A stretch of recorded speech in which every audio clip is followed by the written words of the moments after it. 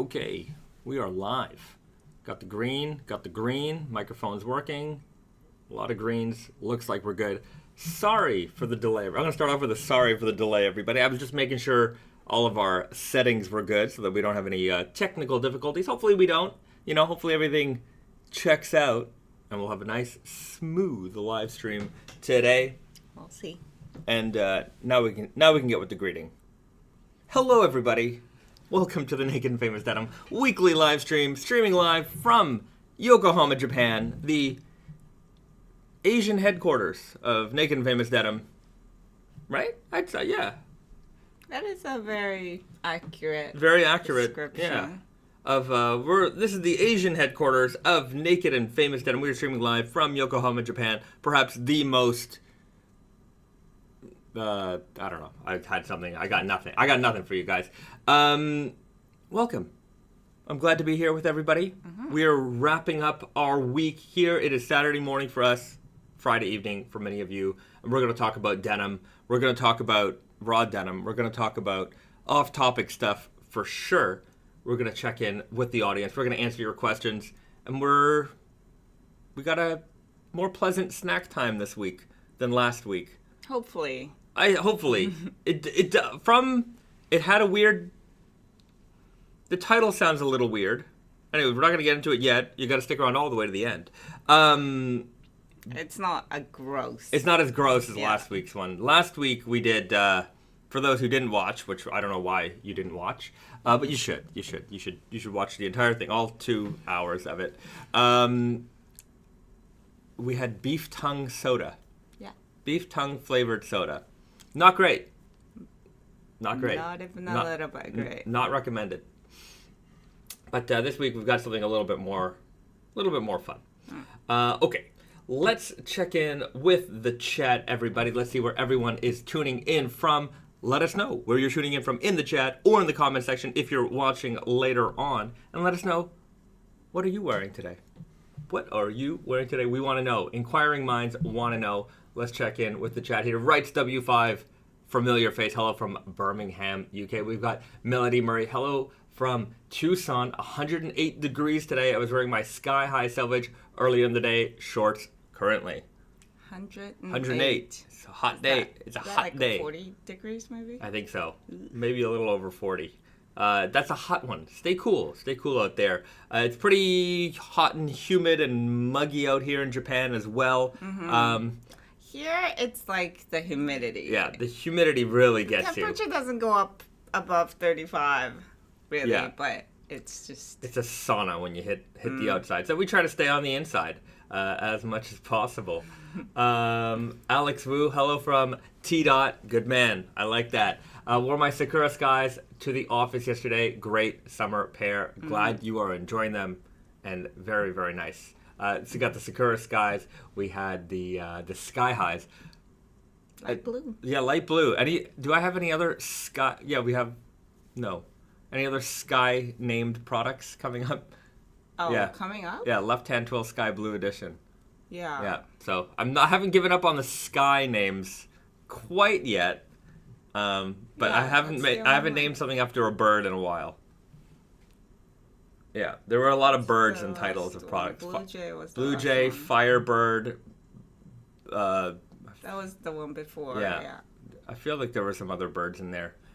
Anyways, you guys let me know. The collective mind of the internet. Bluebird Selvedge. Yeah, you guys let me know. The collective mind of the internet never forgets.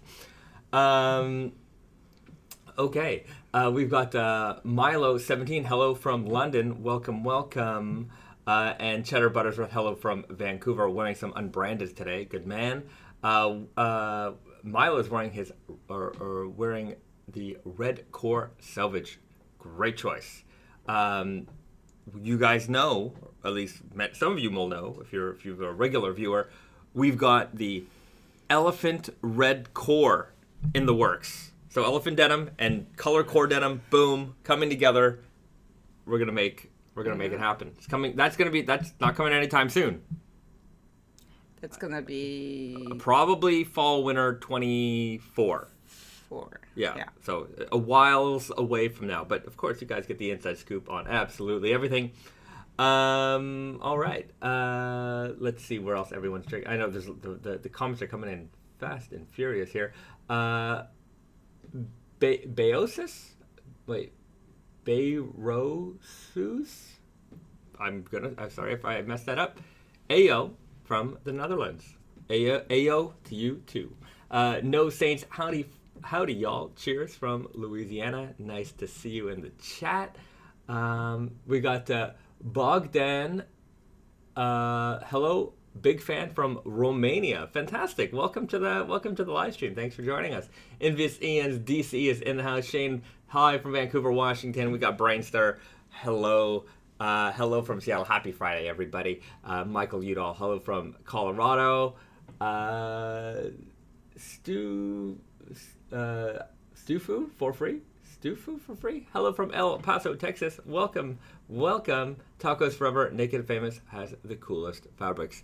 You got that right. Okay. If I missed you, I still love you. And I'm gonna one more. I like this one. Plastic Fortune. Hello from the U.S. of A. U.S. of A. I like it. Great. Okay. Pedro, what are you wearing today? Perfect Selvedge along with the new Wonder Looper Ultimate Pima. Nice. Great combination. Speaking of the Perfect Selvedge, I announced today on the email blast for Tate Yoko and Naked Famous Denim that we will be releasing the first of the Fall/Winter 2023 collection next Friday, August 4th. It's going to be the Slub Stretch Selvedge. This guy right here. So this is, for some of you might know, some of you may be new to this one.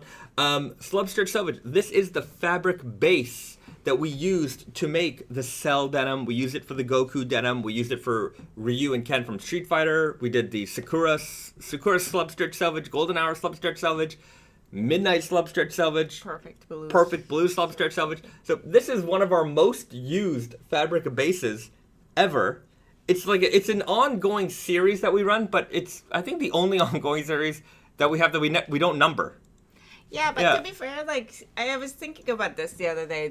Ongoing series that we do, we change up the bases. The theme stays the same, but it's not like... Not always. The elephant, there's a couple of bases in there. But, Japan Heritage has been the same base in different colors. And then same with Okayama Spirit. Anyways, it's kind of played around a little bit. But this one, we never even came close to numbering it. Right, but we also don't number Stretch Selvedge. They're the same base.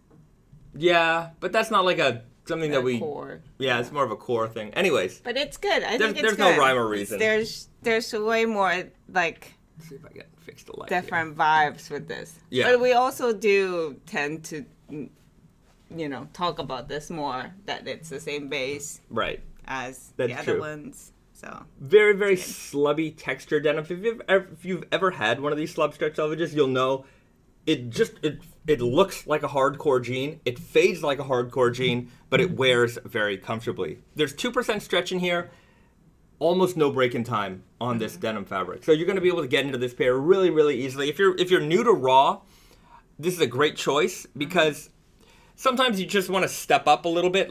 You've been on the forums, you've been looking online on Reddit and Instagram and stuff. You've seen all these great fades of the slubby denim fades, and maybe you're not, you want to take a bit of a baby step. Mm-hmm.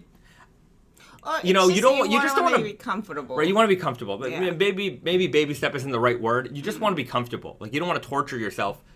Because a lot of people just, go around the block and then, Right. at the end of the day, I just want a comfortable pair. Right. That's a good So to go with. it gets you in very comfortably, very easily.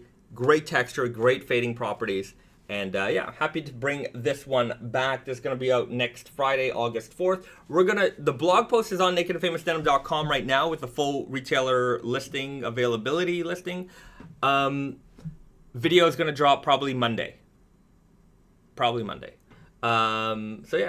a lot more information on this one coming soon. But yeah, it is the first of the Fall/Winter 2023 drops. And in addition to this, we're going to be dropping a lot of shirts as well. So there's a bunch of corduroys and things like that. Anyways, you know what? Maybe we should just go to the internet website that we have, and we can show off a few things from Fall Winter 2023 because you can see it on the Tate and Yoko website currently. So if you go to tateandyoko.com, Selvedge, you can see it. But over here, Fall Winter 2023 collection, you can already browse the entire collection. So we have everything listed here. It shows all the fits, all the fabrics. And yeah, you can see Selvedge is there. So it's going to be available Super Guy, Weird Guy, and Easy Guy. We don't have the release dates listed on here because we don't have them often. Sometimes it just depends on the production schedule and when stuff comes in. But you can browse everything, and then we will have a selection of shirts. Like I know these are all coming out next Friday, and then there's these corduroys as well. I think there's a green one too in here. There it is. That green one's really, really nice. So there's going to be a nice selection of shirts coming out. On Monday's email, I'll have a better listing of what will be available. And you can snag up some fall stuff early. Yeah, it'll be the first drop. And then it'll probably be about a month until the second drop of Fall Winter comes out. I'm thinking it's going to be the herringbone denim that'll be coming out next, which is somewhere here. It's on the internet somewhere. Gradient, kimono, herringbone, this guy.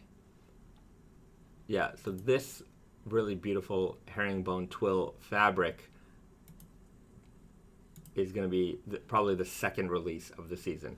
So watch out for announcements. You definitely want to be tuned into the email blast because I let you know what's going on out there. I know in the past I used to do in the email blast I used to have more of a schedule.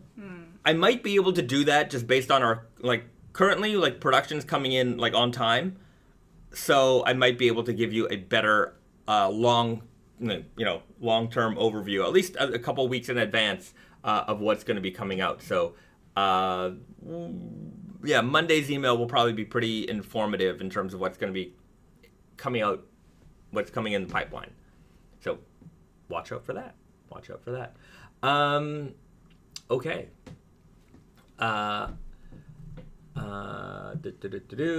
Matthew Bradwell. Greetings from PDX. Still sweating it out in my cerulean kasuris. All right. It's hot out there. I know we're dropping fall in the midst of the summer heat, but there's a lot of releases coming out this fall. And we're complaining about the heat now, but for many of us, it'll be cold sooner than later. September's just around the corner. Yeah, but you don't want to be cold, but you also don't want to be hot. You want the fall. You want the longest fall possible. That's it. I'm hoping for it. I'm done with summer actually. It's just I've had enough. Japan had a very long summer this summer. It started very early. Yeah, I mean we had a very short spring. Spring was a little short, I feel, yeah. I feel like we own, in July is when we started turning on the AC. June, probably not so much. May and June, not really. Not at all in May. But, yeah. No. May doesn't, yeah. May is not super hot. But I also feel because we had a Hawaii vacation in May, so it feels like my... hot temperature started then, maybe. Feronius writes, I missed that Blue Owl multicolor weft release. A lot of people did. Those went very quickly. Only 40 pairs, they went fast. And I remember during this last live stream, we went and checked out that release on the Blue Owl website, and there was 128 left. Yeah. And then somebody in the comments wrote, I didn't even know about this release, and I picked up that last size 28. So they are gone. That might be The last of that one. I don't think there's... Unless somehow we find, like, a roll in the warehouse that was even more forgotten than the last batch, which I don't think we're going to. I mean, at the very best, we're going to find, like, 5 meters of the fabric somewhere, you know, like a couple meters of just... When you're down to, like, you know... Sometimes we have, like, these super end of rolls in the warehouse, and it's like, you know, 5 meters, 4 meters, 10 meters. There's really not much we can do with that. You know, like making one pair is not worth it to throw it into the production line. Of course not.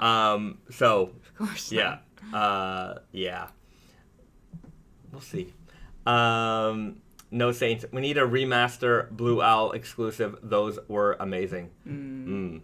Well, I'm sure. Anyways, based on the release, I'm sure we'll be talking to Jay about some future options. But it is always a fine balance of, like, you know, like, I understand that some people just want that one re-released because they wanted it and they missed it. But at the same time, sometimes when we do that second release, like, it's not as good as, you know? Yeah. So sometimes it's hard to sometimes hard to judge. Davy Boy, I like that name. Davy Boy. The British Bulldog. Davy Boy Smith. Anybody remember him? You don't. I don't. You don't. It's a particularly bad summer in the UK. Perfect for breaking in my first pair of raw denim, Naked and Famous Firebird. Yeah, the Firebird Selvedge. That was also this base. Was it? I'm pretty sure. Yeah. I feel like that was the Slub stretch. Stretch. Was it? Was it? I don't think it was stretch. I think it wasn't this. I'm gonna Google it. Firebird Selvedge. See, I don't remember everything, but I'm pretty sure. Oh no, wait, I'm wrong. That was a different denim. 15, very slubby denim. It looks similar. Yeah, it does look similar. It looks very similar. It's a little bit more hardcore. Yeah. Non-stretch. Yeah, this is a non-stretch, heavier version of this. But yeah, texture-wise and like the looks of it, it looks very similar. So, anyways, I got confused in my own head. That's a 15.5 ounce heavier one in the heat. Mm-hmm. But you know, the heat also gives you the. This is a little gross, but the humidity and your 100%. sweat also help 100%. to develop the fades. That's why I like those Southeast Asian like raw denim fades that you'll see on Instagram, like from Indonesia, Malaysia, Thailand and stuff. That's why they're so extreme, because it's just so humid out there, and that is definitely aiding in the fade progress of that denim. Pedro, this past week it's been 90s and above, and I'm like, this is the same sun we dealt with. Is this the same sun we dealt with as kids? Seems like it's hotter. I'm like, yeah, I don't know. This summer, I think everywhere in the world is having a very harsh summer. Right. I don't know. I remember as a kid, like, I just remember, you know, being out playing in the park practically every day in the summer. And then I also remember, I mean, this is just from living in Canada, being like, every winter is just an Arctic hell. Because by the time you get out of school, like 3 or 4 o'clock, like the sun is going down, and you know I'm bundled up in a winter coat. I got the scarf around my face, my hood is on, and I'm like, I was the smallest kid in class for years. And when as an adult, when the snow is up to my knees, I mean that meant the snow was up to my neck. So I'm trudging through the snow and walking home from school. I'm like, man, it's like an Arctic nightmare out here. So. I don't know. Nowadays, I'm like, oh, the winter, the snow's only up to my knees. But it's okay. Yeah. Well, you do get a very, very harsh winter. But I think Canadian summer, I do miss Canadian summer. Summers in Montreal, it was so much more, like, fun, enjoyable. Yeah. Because you don't have to, like, sweat every single, time you, like, literally in seconds that I step out, you start sweating. Yeah, it's brutal out pleasant. Here. But yeah, in Venomous Teddy, Canada is where you complain about the cold and start complaining that it's not cold. It's true. It's very true. Michael Udall also writes, I would also like to see a remake of the Grand Drell denim. Yeah, there will be more things like that in the pipeline. These days, I think we're really looking back at a lot of the stuff that we made. And each season, there's kind of, a throwback model coming out. So you'll see things like that from our history more and more as we continue to age as a brand. Yeah. Spencer's mustache. The Great Lakes Snowbelt is no joke. It's no laughing matter. Not at all. I would never joke about it. What is it, snowbelt? Just around the Great Lakes area. It's a lot of snow and real like winter. Areas. Yeah. Like Bible Belt. Yeah. Just like the Bible Belt, except more snowy. Okay. Carbon coated. Hey, Bahzad, whatever happened to the color block for spring summer 23? It never got produced because. Oh, the black and blue. Yeah. So if you watch, spring summer 23, that didn't get produced, and then there was also the luxury flowers jacket that didn't get produced. That'll eventually get produced. It's just and shorts. There was by the time it was gonna be in the production pipeline, it was fall production was already coming out. It really was too late. So many SKUs for spring, Yeah. and we had kind of a delay that just kind of piled up on us, and we didn't want it to affect fall. I think that's the bottom line. Like, we didn't want fall to be coming in like in November. We wanted a proper long fall, so had to give up on some things. But the color block, that didn't get booked very well, so it didn't get produced. Yeah. Sometimes, this is just the way the business runs. When you run a collection and you're showing this to your retail partners, your wholesale partners, you have everything that you've made and you think it's great and fantastic, and then it doesn't react as well with your wholesale audience, right? And it's the amount that they book really is what drives what gets made. And if something doesn't kind of hit a minimum threshold, then it's not worth producing, right? Like, I could produce, 50 pairs for Tate Yoko, but it's not worth putting it through the entire production line and doing the whole thing if we're only making 50 pairs. So, some things get left on the cutting room floor, and that's kind of what happened with that one. Like the color block, I think we talked about it either last week or the week before.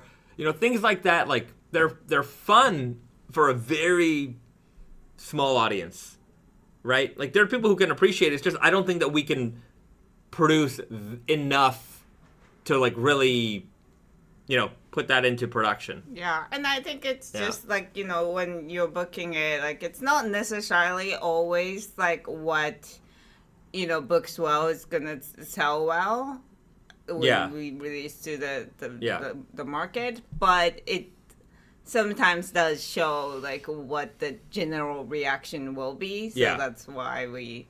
But yeah, I think mostly it's like if we had infinite production space, we can do all kinds of things. But that's more time to like promote and do all the stuff because anything that we make, it has to go through. We got to make a blog post, we got to make a video, we got to do social media posts, we got to there's on top of production and all that other stuff. Like there's a lot of work that goes involved with releasing any given product. So if it just comes down to like resources. Like we don't have enough to do everything we want. So maybe one day, but like we're not. That's it. I mean, it basically just all boils down to resources.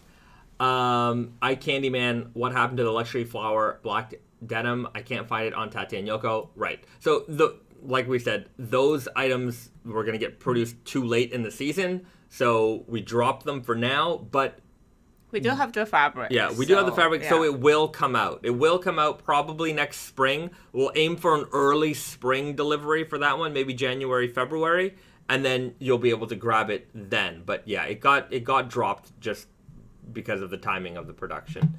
The Raven writes, speaking of heat, will we see linen denim again, maybe in a Selvedge?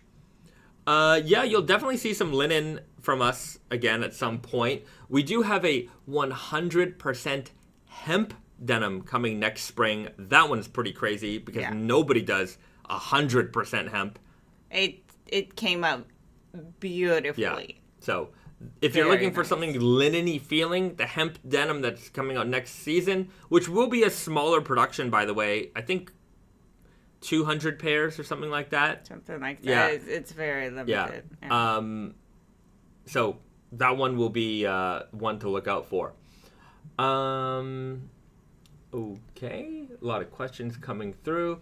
Rice W5. Strange thing. Humans choosing to live in places like Alaska and Siberia. Yes. You know, as a child, I always wondered why people live in Canada. Honestly. Because it just seems like a bad idea to live in a place where you're just buried under snow. Mm-hmm. And I lived in Canada myself for 5 years. Yeah. So, and, I mean, shout outs to the people who lived there long before we ever lived there. Yeah, before there was modern anything. Because before this is like central heating and even cars. Like, imagine trying to live out there. Look, there are people who live out, you know, in the boonies and, you know, log cabins and things like that, and they do it. It's doable. But the idea is that, like, there are always, you know, people like that, but there were enough people like that back then to just, you know, create civilization there. Yeah. Unbelievable.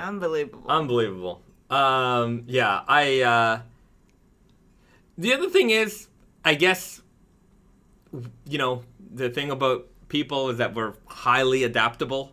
Mm-hmm. We're highly adaptable. Mm-hmm. So whatever kind of comes our way, there are going to be people who are just going to figure it out. And yeah. You know, I think about the same thing when, like, you know, it's one thing to, like, live somewhere that's kind of harsh, but also to the people who do, you know, insane things. Like, to me, insane things are like, you know, mountain climbing without a rope, or even with a rope, or, you know, mountain climbing in general. Like a serious one is just... I'm like, that seems not like a good idea. But to me, mountain climbing makes a little bit more sense because there's a goal. Like, you want to go to the peak. You want to accomplish something. But there are, like, things that people do that doesn't have a goal. Right. Like, you know, just walking for days. Right. Or doing like a giant marathon, like a big, just heart-exploding marathon. I'm like, that looks like... Yeah, but that again, like, it's just, you know, you get into that, like, I want to, you know, better my best time or, you know, whatever. Yeah, I understand. I kind of understand that, but... It's not for me. I get it. It's not for me. NV, when you say 200 pairs, is that 200 total or per style or per size? Per size. Per size. What kind of company do you think we are? No, 200 total. Yeah. Total between all the fits and all the sizes. So not very many at all. That was a fabric that we actually came across. Dead stock fabric, and one of our suppliers had it. And we just stumbled upon it. Happened to be 100% hemp. We'd never seen 100% hemp before, and they're like, "Yeah, you could have it if you want it." So we got it and we made it. David Dixon put me down for 100% hemp. Living in a hot climate, I can't wear all those 12-ounce plus denims. Mm-hmm. Right on. It's not lightweight. It's not lighter weight. Look, it'll be. I forget what the weight is. I don't remember offhand. It's more than 12. Yeah. Just get them loose. That's really the looseness. You need to get them loose. Yeah. You know, it's like wearing, you know, a linen shirt or linen trousers. Like, they're never skin forming, right? You always want to wear them a little bit, you know, flowy and you know, yeah, relaxed. especially when it's drapey fabric. And 100% hemp fabric is the drapiest that I've ever seen. Like, it's so, it just, you know. Yeah. So it's not gonna look great when it's too tight. Sano Child, what's the most popular size? I'm a 34 weird guy, and they sell out depending on the release. Yes, 34 and 32 are the most popular sizes. I think the peak is 32, but 34 is becoming like as 30. It's like 31 and 33 are popular, but not as popular as 32 and 34. But yeah, 32 and 34 like are very close. Which is weird. I think it's just like one of those things where you have a number in your head. Maybe. I mean, some retailers only have like 30, like skip even number sizes, which is... That happens. Yeah. Like, if you're a 31, you could wear a 32. You know, that's kind of, I think, maybe some people's mentality when it comes to that sort of thing. Yeah. Yeah, it's like... The people's size should be, you know, like this and not like this. Yeah. You know? It's just... Right. Yeah. 36 Easy Guy disappears fast AF. Yes. That Easy Guy, the bigger size. Yeah, it skews a little bit bigger. More popular. Because it really accommodates like a larger build. So those guys tend to jump on that a lot quicker.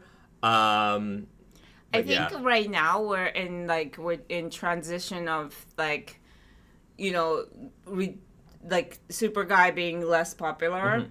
So we're reducing the number of making it, but because we're still working with some things that we made, you know, a few months ago or even, you know, a year or two ago. So it's like we still have a lot of Super Guy left at the end of the seasons and stuff like that. But I think we're also going to like kind of like catch up to the world where it's like we were producing more Easy Guy, more True Guy, obviously, like a bigger, looser fit. So it might, like, if you're really into like skinnier fits, like you might see like a less availability with that. Yeah, another thing is that we also make like 38, 40, 42, 44. So a lot of brands don't do that.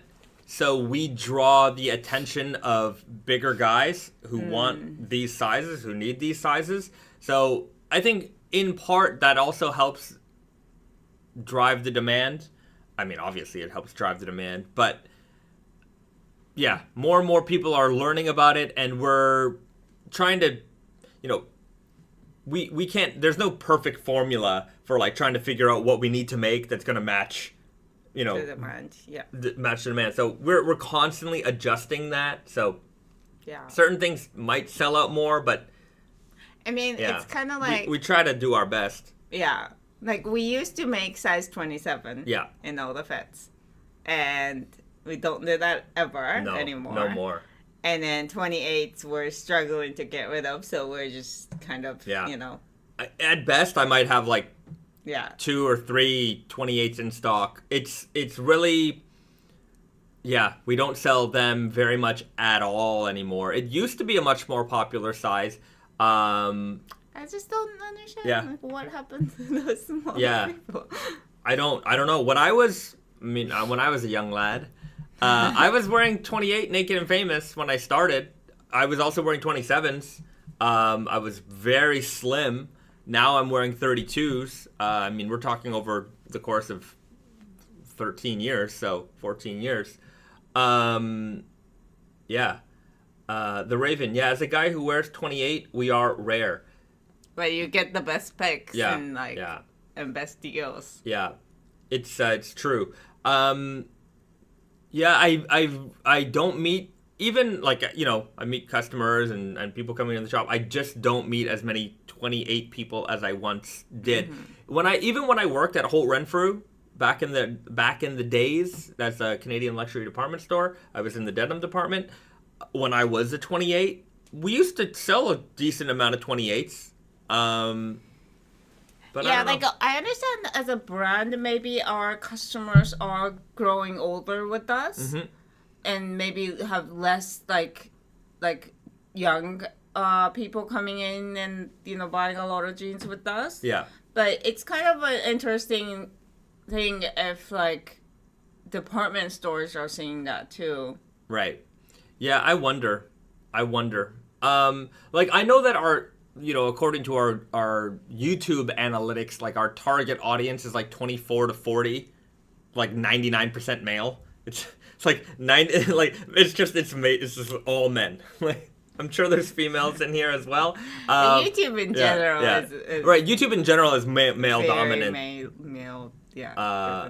But yeah, it is kind of funny to look at the analytics. I haven't looked at them.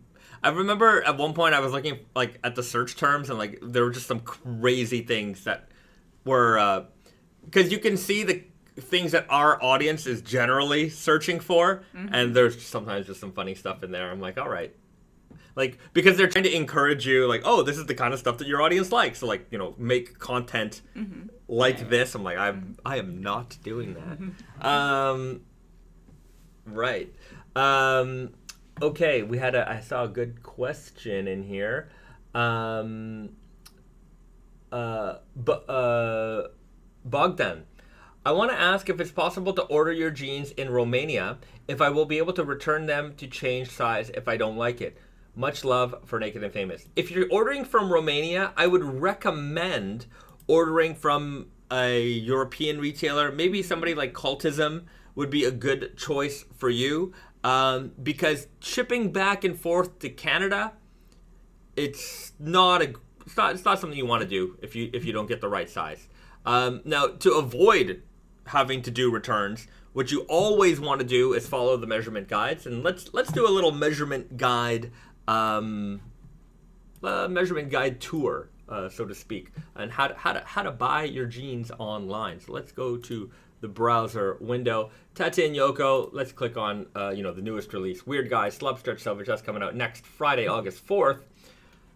You find the product that you like. Okay, you look at the photos. Wow, those are some good looking jeans. I want to get these. Okay, so what size do I buy? Well, if you look on any one of our product pages, you're going to notice this measurement guide. And now for the measurement guides that we list, it's per product. These are not generic measurement guides that we put up, like, Weird Guys, same size, same measurements for every Weird Guy. No, we actually measure each and every product, because each fabric, each production lot, they always come out slightly different. And sometimes the slight differences make a difference. So we want you to know what you're going to get when you get it. Of course, there is a plus and minus half an inch tolerance within any one of these measurements. So, for example, if you are a size 32, if you look at our size 32, so that's the tag size 32, you can see that the waist measurement of these jeans comes out to 33. Now, based on my knowledge of the Weird Guy, that actually looks like it might be running a touch bit small for our typical size 32s. And that just sometimes boils down to the production lot. So take note of these measurements. And what you want to do is you want to find a pair of jeans that you own, preferably one that fits you well. And you want to measure them the same way that we measure our jeans. Now, we have a little video here, but you can also follow our measuring guide listed here, and we show you how to measure your jeans. So you want to pull the waistband taut, measure from edge to edge, get that measurement, do your rise. There's a back rise also. Follow these precisely. And then you want to list the measurements down, and then compare them to the measurements we have listed here. So, for example, if your jeans that you have at home, maybe they're a tag size 34, and you've measured them and you found out that the waist is actually a 36. So what you want to do is you want to find a jean here that has a waist size of about 36. And you can see that there isn't actually one that is on the money. These ones are 35. I would say that might be too small. The 36 is a 38. Maybe it might be a little touch big. But I would always recommend that you go bigger rather than smaller, because at most that might stretch out to a 35 and a half. Maybe with the elastin, maybe a little bit more. But I think if you're wearing a 36 comfortably, you're probably better off with a 38, or better yet, you might be better off with a different jean altogether. But also remember that there's a tolerance of half an inch. So like if, and like anything, any clothing, it's not always precise measurements. Yeah. It's going to be different for each unit. So it would be, it will be risky to go very close to what you absolutely need. Yeah. So you want to go a little bit over, and also remember these are raw denim. So with the first wash, it would shrink a little bit. Yeah. It's not. It's most of our jeans are sun-fried, so you don't have to worry about like massive shrinkage. But it's 100% cotton, or like mostly cotton products. It's always going to shrink a little bit. Right. So with all that said, I always like to caution people and tell them to get a little bit bigger rather than on the money or a little bit smaller, and hoping if you get them a little bit smaller and you're expecting them to stretch out, I guarantee you will have a bad time with those jeans. You'll wear them for a couple of weeks, maybe a couple months. They're going to be uncomfortable the entire time. They're not going to stretch out the way you anticipated, and you're going to end up having to get you'll find a new pair in like a couple of months, and then you'll forget about that pair. If it's a little bigger, on the other hand, there's a lot more, it gives you a lot more room for error, first of all, but also it's just you would notice that you will reach out to a more comfortable pair rather than, a pair that you struggle to put on. Yeah. Yeah. So if you need if you need to adjust the waist a little bit, a belt, maybe taking it to a tailor shop is an option for you as well. I wouldn't mess around with the leg or anything like that, but so long as you've got a little bit of room in the waist, you're good. So long as you're not falling off your butt. So that said, you check the measurements and you find the measurements that align best with you, making sure that you have a little bit of room in each measurement. That said, if the jeans that you're wearing that you measured already have that little bit of extra room, factor that in. So if the jeans that you're wearing have an upper thigh of 12.25 and they have a little bit of extra room, then that might be, the measurement you want to look for. So just carefully compare the measurements, making sure that nothing is too small for you. And then you're going to end up with the right size, and you're not going to have to go through that exchange process. If you blindly buy a 32, like even if you wear a Naked Famous Denim Weird Guy size 32 and you just buy a 32, that will work out for you most of the time, but it won't work out for you all of the time. Especially when you're considering like maybe you're a 32 in a heavyweight denim, but in a lightweight stretch denim, you might be a different fit, right? So, or you might be a different size. Always, always, always check the measurement guide just to be sure. Yeah. It takes a few minutes. It's a few minutes of work up front so that you don't have to do lots of work on the exchange side. Yeah. And like we try to make the exchange process relatively easy, but it still takes time, right? And it does cost money because shipping back and forth is going to cost money. Shipping's not free. As much as we hear free shipping, somebody's paying for it. So somebody asked like how where do you measure the hips? That would be I know we have to update the measurement guide. Yeah. But so for the women's jeans, because it's important to know the hip measurements, because it is a very important number to know for women's. So we do measure the hips, but we don't necessarily put it in the writing where you would measure it. So from the point where all the four panels meet, so that's the center crotch. So from there, go up, 4 inches. Is it 4? I think 4 inches. And then that across, that is the hip measurements. Right. So. All right. I guess we'll have to just do an update. Yeah, for sure. Okay. I've been saying that forever. All right. Sorry about that. But there you have it. Michael Udall, why is the measurement guide different for the same fabric base? Why is the measurement guide different for the same fabric base? It's because it's the production run. It's not necessarily the fabric. It is even the same fabric base. If we make it at a different time, it might come out differently. Yeah. That's why. Like, and we're talking about slightly differently, right? Yeah. Everything's cut by hand, right? Yeah. There isn't like a giant precision laser machine that cuts the fabric. Yeah. There's a guy with a giant fabric saw that cuts, layers and layers of fabric. And even like when we lay the fabric out, depending on how long the fabric's been laid out, can affect how much that denim has settled down. Like you might get 20 or 30 like layers. 20? I don't know. Anyway, that might be too thick. But anyways, you can get a couple of layers of denim on top of each other. And if you lay that out overnight, the fabric has more time to settle down. And then it's a little bit wider. Also, depending on how humid it is. Like if it's a cooler time of year versus a humid time of year, that can also affect the way that the fabric lays out. So these slight differences can affect slight differences later on in the production run. Like even on depending who's operating the machine that day. Like there are going to be some slight variances. Everybody, just like a musician plays a guitar differently, each machine operator, even if it's on the same machine, might operate it slightly differently. And those will affect all those little differences can sometimes affect like a 1/4 inch up to a 1/2 inch here and there. And like those variances can,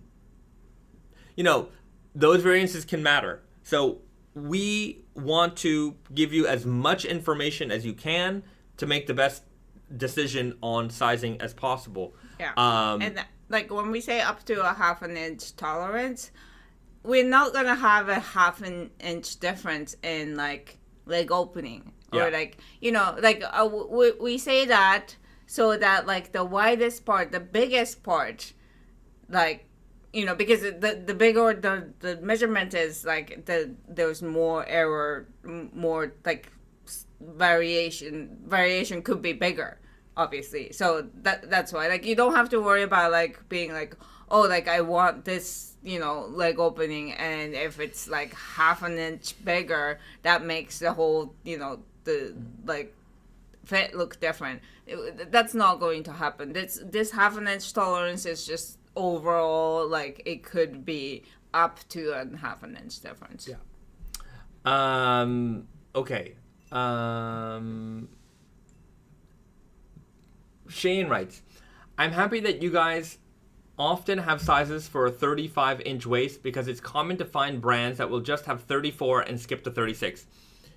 You're mistaken a little bit. Yeah. Okay, you're getting measurement size and tag size confused here. So let's go back to the website, and you'll see here, like for example, we do not make size. We don't make 35. Tag size 35. A lot of brands don't make tag size 35, but that doesn't mean that the jeans don't measure to 35, right?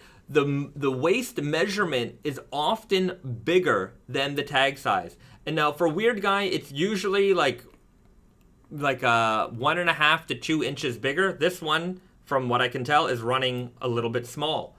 But it's the same thing for other brands too. Their tag size doesn't necessarily match the waist size. It actually rarely matches the waist size. This is where we get the most confusion in everything. This is where most people get sizing wrong. Yeah. Because what happens is they wear, for example, a size 34 jean. Maybe they've been wearing size 34 jeans their whole life, and they bought 34 from every brand under the sun, more or less. And they think, okay, well, I wear a size 34, that means my waist size is 34.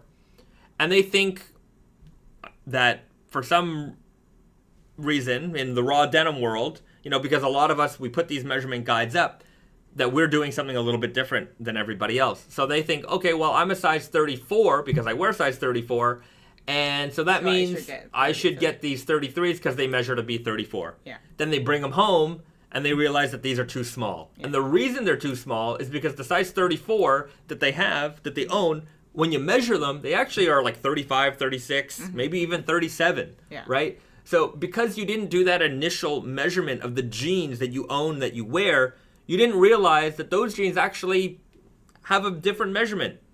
We put that information up front, but that is where I would say 90% of the confusion comes from. People presume that because they've been wearing a certain size, that corresponds to their waist measurement. It's actually not true. Some people call this vanity sizing. There's other, I could talk to you guys for an hour. I guess we have time.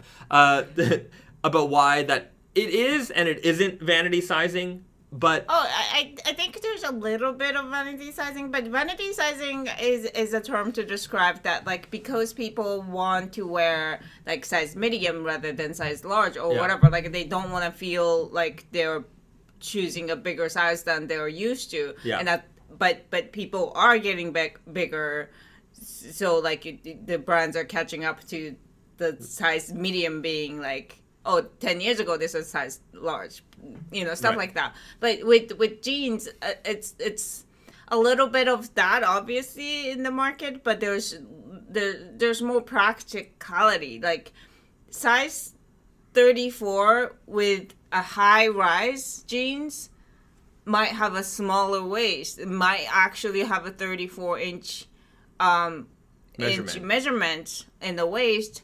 But when you make a jean with the lower rise jean, like in order to fit the same person, you have to make the waist like 36 inches, for instance. So there's a practical reason why the tag size and waist size do not match. Think of like the sizing on jeans like the term small, medium, large, XL, right?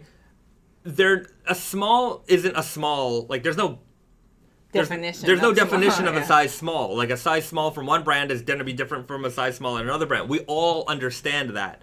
And if you start thinking of your jean size like that and start to understand that a size 32 from one brand doesn't mean the same thing from another brand, and it also doesn't mean the same thing, depending on where the rise is, because obviously where your waist is different, where the jeans are supposed to hit you on the waist is different, and there's also no clear definition of where your waist is, right? Is it the widest point of your hips? Is it the smallest point? Is it like, underneath your rib cage? Is it, right here on your hips? Is it a little bit lower? So it all depends on what your definition is. The definition is defined where the it doesn't fall the same place as, like, for instance, waist. I don't know about men, maybe there's different, but like for women, for instance, like we all know that waist is the smallest part of your torso. But but where that's different on every person. Yeah, exactly. And that's why we have sizing that differs. Yeah. So it's not so cut and dry when you really start to think about how brands have to consider sizing. Another thing to consider is how brands might design an item, right? Like, for example, a size 34, you might say, okay, well, this is my size 34, and I want it to be extra big. So it's designed to be extra loose, even though I'm tag sizing it 34.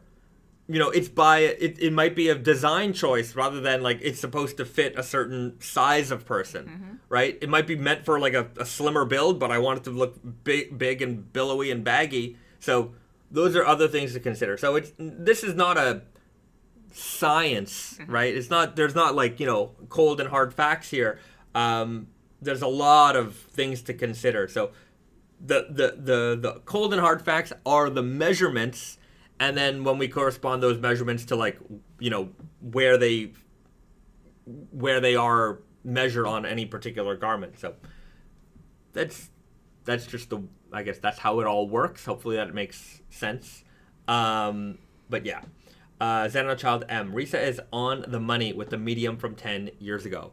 Yeah, it's true. Like, if you look at, like, clothing from the 60s and 70s, everything is a lot smaller. Because people were smaller. So a medium back then is not going to be the same as a medium now. Yeah. I mean, people are bigger now. I think humanity-wise, like, with evolution, people were getting bigger. But also, like, I think in the past, 10, 20 years, there's, way more, people like obesity issues and stuff like that. Like in general, maybe you're not like obese per se, but you're just bigger. Yeah, there's it's not necessarily evolution things. Yeah. I think it's just lifestyle. Right, lifestyle, the kinds of food we're eating, how much we're eating, how often we're eating. So a lot has changed. That's it. David Dixon, I wish every brand provided all of the dimensions you provide.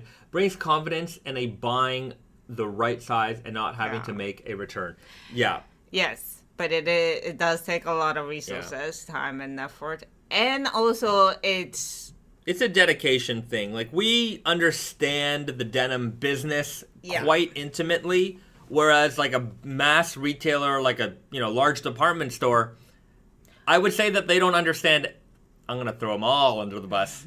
I'm going to throw every one of them under the bus. They don't understand anything intimately, and they're very good generally, right? Like, they're not the specialty place that you... Like, they might have product that's, like, nice and high-end, but I don't think that they generally have the people like a small boutique would. The knowledge of... Right, right. Like... They might have a couple of people on staff who are really good, and they're few and far between. But like, if you go to if you're gonna buy a really nice suit, you could go to the specialty department store, and like they might have a guy in there or like a couple people in there who are like very good at what they do and they know what's going on. But like, even they'll tell you that like half the staff don't know anything. Yeah. But you go to a small like a specialty suit store, everybody on that staff knows exactly what to do. They're very well trained. They know what's going on. Yeah. Yeah. But also, like, some brands don't have like the information available for salespeople to even learn about. Or I think a lot of like when it comes to like the larger department stores and stuff like that, it all comes down to like we can't measure every single items that we buy for the store because that will take so much time. And we would rather, like, it's cheaper for us to offer free shipping, free exchanges, rather than, like, measuring everything and make sure everybody's, buying the correct size. But they also just sell, like, super stretchy jeans. Right, that too. That's like, Topher Cobra. I think a lot of the confusion comes from the mall brands not providing any measurements, so people getting into raw denim have no point of reference. Yeah, but the mall brands also tend to sell stretch jeans. High performance stretch jeans. These jeans fit everybody, and like they've realized that like we can mitigate our returns by just making sure that even if you get the wrong size, they'll probably fit. Yeah. So there's that as well. There's a lot of things like the mall stores aren't trying to sell raw jeans, and the mall stores are certainly gonna sell in person more than raw jeans shops like ours are going to be able to sell in person. Like, we have our own stores, but the Gap's got a store in every mall in America. Like, you don't... Still? Maybe they do. But I mean, it's just like the way they sell is different. Yeah. I'd like to have a store in every mall in America. Is that still the way to go? No, not every mall. I don't know about mall, but like every major city. I want the mall. I want the mall to come back. The mall is a dying thing. It's a very like convenient place. Yeah. But I think that like there's like not a super positive connotation with malls these days because of like stores that just don't know what they're doing. I think it's selling garbage. In America, I mean, from everything I know, like the mall is just dying.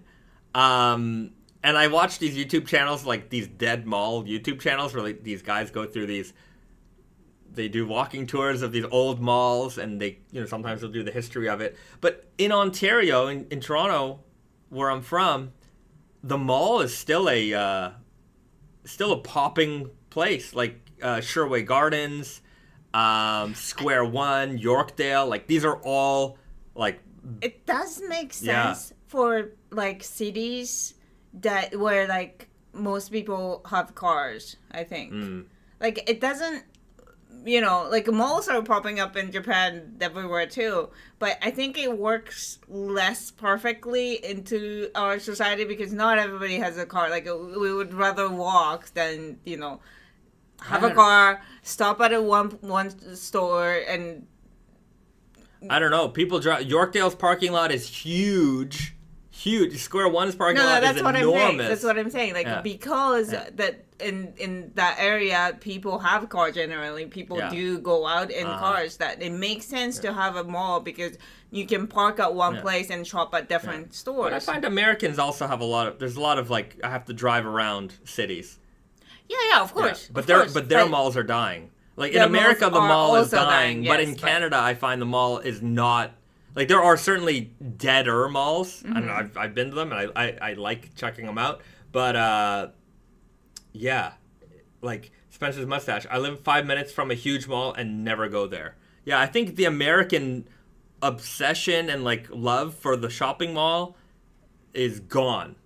But in Canada, I don't think we have that feeling. I do have to say though, like again, like in the wintertime, like you're not gonna like park a car and walk down like a shopping street if you're in like, you know, suburb of cities. Would you? I feel like that's just not. I don't know. The mall just seems very convenient to me. It is very convenient for that reason. Yeah, and especially as a young mall rat. I mean, where else would I have hung out if it wasn't for the mall? But I think if you are in like a city where people can walk or like, you know, like big enough community that like the freestanding shops can make, you know, a big area and make decent businesses, then I feel like people prefer that nowadays. Chris Lauren writes, only certain malls in America are dying, particularly the malls that were in middle class or low income areas. The high end malls are doing very well. All right. Yeah. Anyways, if we were to do it, I want to obviously. Street front stores are great. Mall stores are, like it's have a big Tate Yoko the size of a Gap would be kind of cool one day. I think it would be kind of cool one day. Yeah, I think it just depends on that city or the area where like. It might make sense for us to be in the mall, but it also some places it might make sense for us to be in like a street store. Yeah, Chucky Best. In America, people will go to the malls for the cheaper or more common brands. Yeah, in Ontario, I find that the malls are all going like I feel like they've realized that their profitability is all in the luxury brands. Like it's all like in Ontario, Yorkdale, Square One, Eaton Center, like it's all like, you know, all the nice stores are opening up in there. Very expensive, and I feel like that's the way things are turning there. I also feel like there's less independent retailers. Oh, there's no independence left in those malls. Yeah. Because when I the think rents of are also crazy. Yeah, when I think of the malls that are dying, like those are the malls with like independent stores. Like they have obviously like chain stores and stuff too, but like, you know, like your like just local clothing stores, and you know they might have done well there, and then now they're going out of business. Yeah, we've got a couple comments. Coin Amazon and shipping killed malls. David Dixon, online shopping killed the U.S. mall. Other countries don't have a freight postal system that compares to the U.S. That's not true. Japan's freight postal system is insane.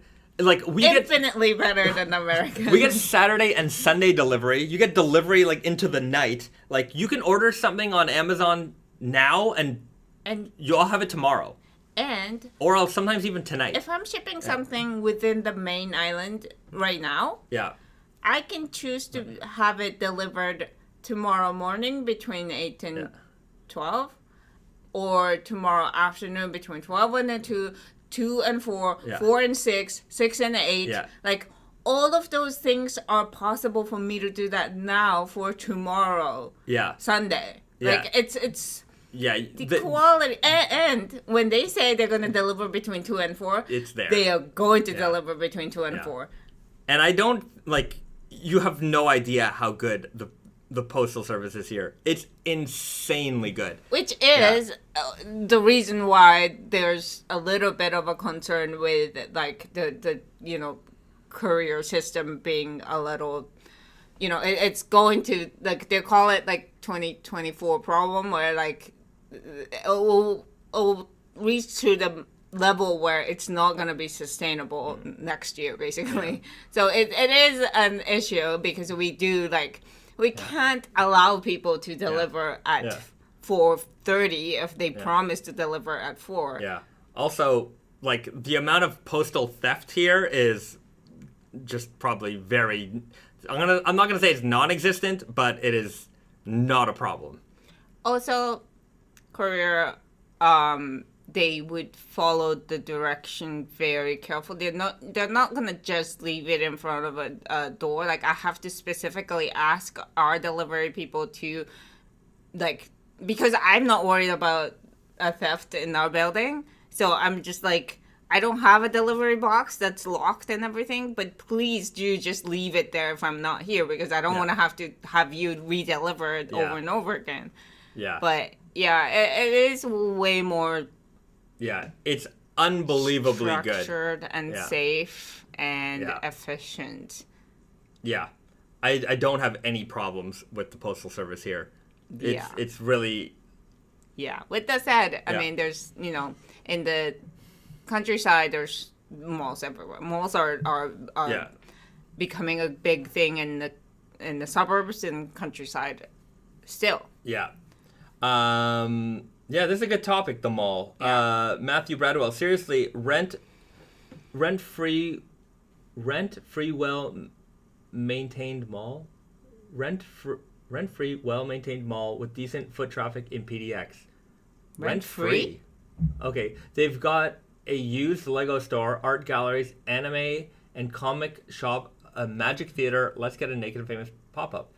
Well, that sounds like an interesting... Rent-free sounds like the right price. The problem, one of the big problems with malls, and, we've dealt with customers who had mall stores, is, not only do they expect, like, tremendous amounts of rent, like... They also take a percentage of sales.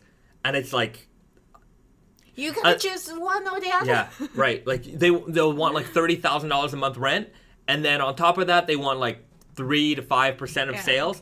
And 3 to 5% of sales, like, you lose, 3-4% on credit card fees. You're going to lose 3 to 5% on giving it up to the mall on top of that giant rent. Like, the only way to survive in a mall is to have a brand where you've got, like, 70, 80, 90, 100% margin. Like, that's why all of the malls are converting over to, like, these massive companies and, like, luxury brands where they have the ability to do that no problem. That's what happened to department stores in Japan. Yeah. Department stores here are no longer a department store where they buy things and sell them in the store. Like, they just rent it out. They're landlords. They're mall operators. Yeah.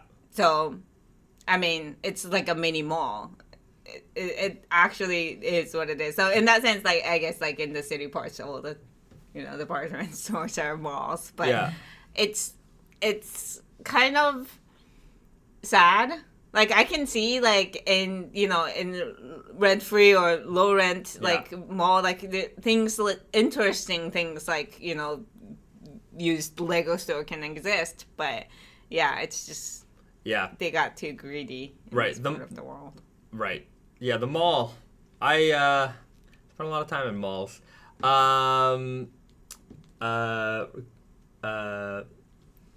Don Chaco, if I ever hit the lottery, I'll sign off 30% of my post-tax earnings to the efforts in Naked and Famous collaborating with Yu-Gi-Oh! I need my Jonuchi Kun straight cut Raws.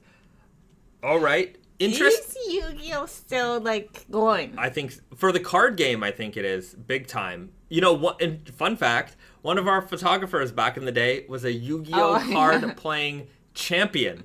He was a champion. He was telling us all about it. Yeah. I did not know that was a thing, and I certainly did not know that was a thing in Canada. Yeah. I never got into Yu-Gi-Oh personally, like card games and stuff like that. The only card game I ever got into was Marvel Overpower cards, which I'm gonna have to say is the rank F of like card games ever created. Like nobody ever played it, nobody ever knew what it was. Like I had 2 friends in junior high who played it. Like we'd always play together, us 3 in the library at lunch. Okay. And how does it work if you know exactly which cards that like? Yeah, I always won, and I had like this one card that I got in a Wizard magazine that was like the trump card that basically made me win everything. It's just not fun at that point. Yeah, but yeah, like there are other kids who play Magic, and you know this is way before Pokemon cards. But yeah, Marvel Overpower. Nobody remembers it. Nobody talks about it. But you know, I think I never really like understood card. Like I still don't understand how it works. But I find it very like interesting that these days, like in 2023, card games are huge. Bigger than ever. Yeah, here in Japan, huge. Like the kids nowadays, they have like iPads, but they do play with like you know, like physical cards. Next door to us, there's like a secondhand like bookstore, but they sell all kinds of stuff like books, DVDs, movies, magazines, CDs, electronics. But they also do cards. So like they've got a huge section of like cards, like all the card games that you want. Renovated like last year, like to dedicate like 25% of their real estate to like cards. Games. And so they have all like the expensive cards on display. They have like the cheap cards, like, you know, in boxes that you can look through, and like hundreds of the expensive cards on display. Like they have these giant displays. They're all like, you know, in the plastics and everything. And they have like 8 tables of like where the kids or adults, anyways, whoever you are, can go and play all the time. And the weekend is packed. It's packed. Yeah. It's like, wow, that's amazing. And these places are everywhere. Yeah. Like they're everywhere. So, junior card games do build community. So that's the hangout. Yeah, definitely. A lot of kids hang out there. It's very cute. Venomous Teddy had a binder full of Yu-Gi-Oh cards. Yeah. Yeah, there's a lot. It's like parks of like, you know, 20 years ago. Brainster. Oh my God, Wizard magazine. I remember that. Yeah, Wizard magazine. It's all in the title. Even in the title, you knew like, oh yeah, I got my latest issue of Wizard. Like, you know, there was another magazine I used to get, and I think so. There was a video game magazine I used to read called Electronic Gaming Monthly. It was like EGM for short, and then they had another. So there was EGM, there was EGM Squared, which I don't know why they made another magazine, but it was just another magazine under the EGM label.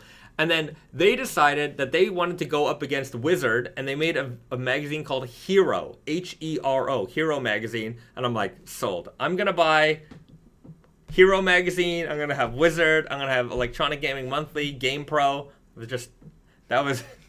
My youth was all tied up in these magazines. But you say youth, like what age? Like junior high, like high school. Game Fan magazine. I loved game magazines. Magazines are like what we like. I think magazines were the first things that built our character, like that just kind of like you know, for us to get into like a certain specific. Yeah. You know, culture. Nintendo Power. Vice magazine. Everyone knows Vice. They have like the videos on YouTube and stuff. But maybe if you're young, you don't realize that like it was a magazine. And I discovered Vice magazine in high school. And like you could get Vice magazine at like these little independent shops, and it was free. And it was always like weird fashion stores or like, you know, head shops selling like, you know, smoking materials and and or like these hippie stores, and it was always like it felt like the counterculture stores like if all you had it. read this, then you become a part of this like cool people. Yeah, and I just fell in love with Vice, and I'm like, because I was also this high school weirdo, and I'm like, man, this is the magazine for me, and I fell in love with it, and no question that magazine shaped me a lot. Yeah. It's so true. Like I was into like I was into like movies magazines and like, you know, American culture magazines. It was just like you know, you kind of feel like I'm different because I'm reading something, you know, specific. Yeah. Right. Venomous Teddy writes, "What's the hot Japanese magazine? Fudge?" Like Fudge and Tune. Tune was the American. Wait, there was Fruits and Tune. Like those today? Yeah. Is he talking about today or like or ever? Fudge? I don't remember. What is Fudge again? It's just like a. I sometimes read it. It's like a fashion. There's Fudge and men's Fudge. Right. Yeah. I never got into it's more Fudge. Casual. Yeah, I think it's bigger now. Like I don't think it was like big when Fruits were was bigger. But Fruits and Tune were the street style. Like I think they really popped off the street style culture of like street photography of. Yeah, so that's back in the day. Yeah, let me look it up. But today it's a little different. Like nobody reads Fruits. I don't. Well, they're not. They don't. They actually are redo. Yeah, they have an Instagram where they have like all their old photos. That images. Sure. No. Which one? That one? Yeah. Yeah. So let's check this out.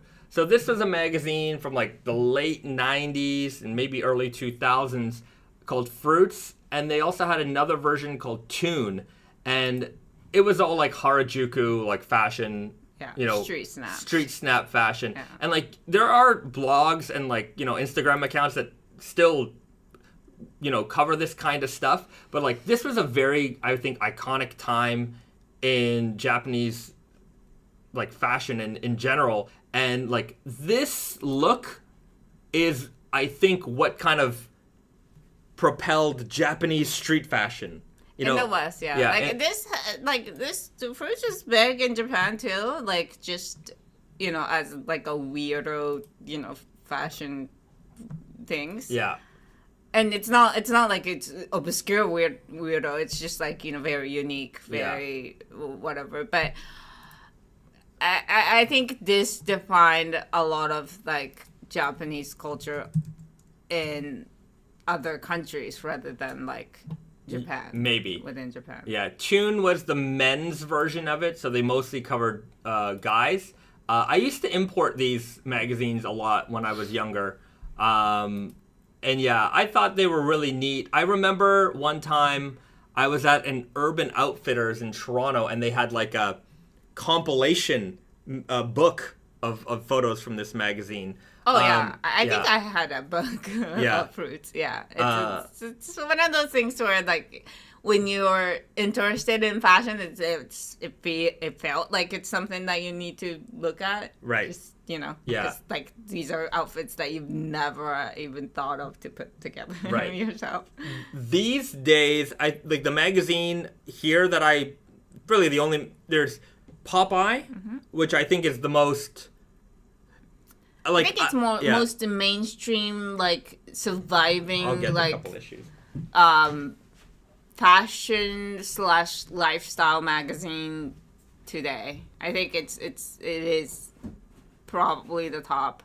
It is targeted towards men more, but like it's more lifestyle these days. So like I read it, like a lot of women read it too. So that's a good one. I think for like, I don't know. Like magazines are still kind of really big in Japan. So there's like magazines for every age group or like, you know, fashion trends and stuff like that. But I mean, Fudge is big, Ginza's big.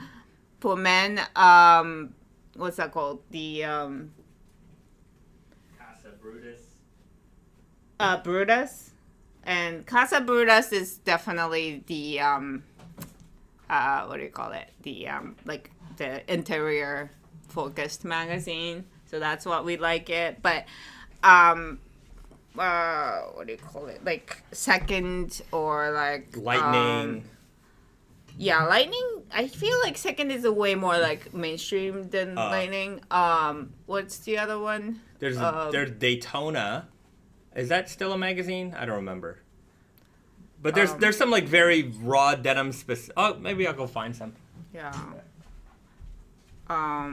Yeah. Lightning is more heritage. Second is a little bit more street. I'm blanking. I can't think of the, yeah. Anyways, there's still a ton of magazines that people read here. But I think they all kind of, like they still have No-Nos, which is like huge in the 90s. That was the magazine, and they still make them. And if you go to a hair salon, like, they used to give you, like, a pile of magazines, like, that they think you might be interested in. But nowadays, they're going to give you, like, an iPad with the subscription to all the magazines. You know, it's like a Netflix of magazines. And, like, you just kind of look at what you want to look at. It's... Yeah. So, like, this is Lightning magazine, for example. Like, it's a lot of, like, heritage wear and, like, American influence stuff. And in this particular issue... Hold on a second. Let's see if I can find the page here. Somewhere. Hold on. I know this is... Oh, there we go. Look. It's a young Bahzad. This is from like 10 years ago. So, and there's Brandon. Look at that. So, yeah, we're in there. We were at one of their events and they street snapped us. I think because we were like 2011. 2011. We were like two of the only foreigners there, so they had to give us some love. I was wearing, look at this outfit. I was wearing Japan Heritage and some Yucatan shoes, as I still wear today. So Lightning magazine, like, here's another issue where it's just like a compilation issue. Daily USA. This is like if you were to study Americans and what Americans use, here it is. Here's all the stuff that Americans use. Yeah. They really do study you people, you Americans, quite well. So just a bunch of different things. Here's the potato chips that you like, you know. That you like. Yeah, that you like. You know, here's the popcorn that you eat. So just kind of a fun, you know, you like using Gain detergent. Yeah, I think it might be. It must certainly be interesting for Americans to look at how like Japanese, we look at you guys. It's like, you know, the most mundane, like, you know, like grocery store things are very interesting to us. Look at that. That is what you like. You use it, and me. I'm fascinated by Japan's fascination with America. Like, this book I love it because it's just like interesting. It's like, here are American light bulbs. Just there you have it, right? So, kind of a nice guide to America in a very, you know, in a lot of ways that you would never consider to maybe put together. But I think looking at it all in one place. Here's American soda that you enjoy. Here are the brands. So, you know, you never look at yourself that way, but it's kind of fun to look at someone else's perspective of looking at you. And like, my favorite magazine is Popeye, and you know, they make it still to this day, and every issue just kind of has a different topic. Like, this one's a you know, one from last year, but you know, they're just looking at interesting people's homes, their rooms, and like you know, their fashion designers or whatnot, and you know, here's their home and here's how they dressed it up and here are the objects that they like. I thought it was I actually really like these kinds of issues, but You know, they do everything from like, here's all the best Italian and pizza restaurants in Tokyo or Japan. Pizza or spaghetti? Pizza or spaghetti, specifically. So it's just an entire It's not even issue. pasta. It's spaghetti or pizza. Yeah, on, you know, all these different places to check out. So I thought it was pretty neat. But, you know, back to 1981, here's an issue on, you know, Ivy League dressing, you know, preppy dressing from back in the day. And, you know, the information is, you know, some of it looks a little outdated. Hold on, but, you know. But that's the whole point now. Like, it's outdated. It's, the, you know, right. Cool. You know, here's some American Ivy League prep style, you know. And it's still relevant and good till today. I mean, prep style is still preppy style. That hasn't changed at all. You know, what brands and what garments. But what's also interesting is that, like, when we look at Ivy preppy fashion, we look at the Ivy preppy fashion from, you know, 70s, 80s still today. Yeah. We don't look at, you know, what Ivy League kids are wearing today. Right. They're probably not dressed the same. It's all they're wearing sweatpants. Yeah. Like Ivy League style was probably like 50s, 60s, and like that defined the entire style forever. And like here's all the tennis polos that you should be, you know, considering, right? And like I have an issue of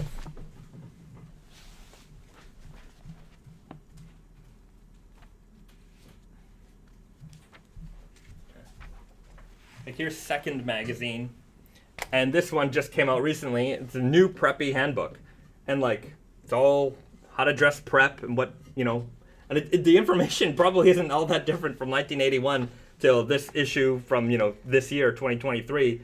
The amount of like information in here is incredible.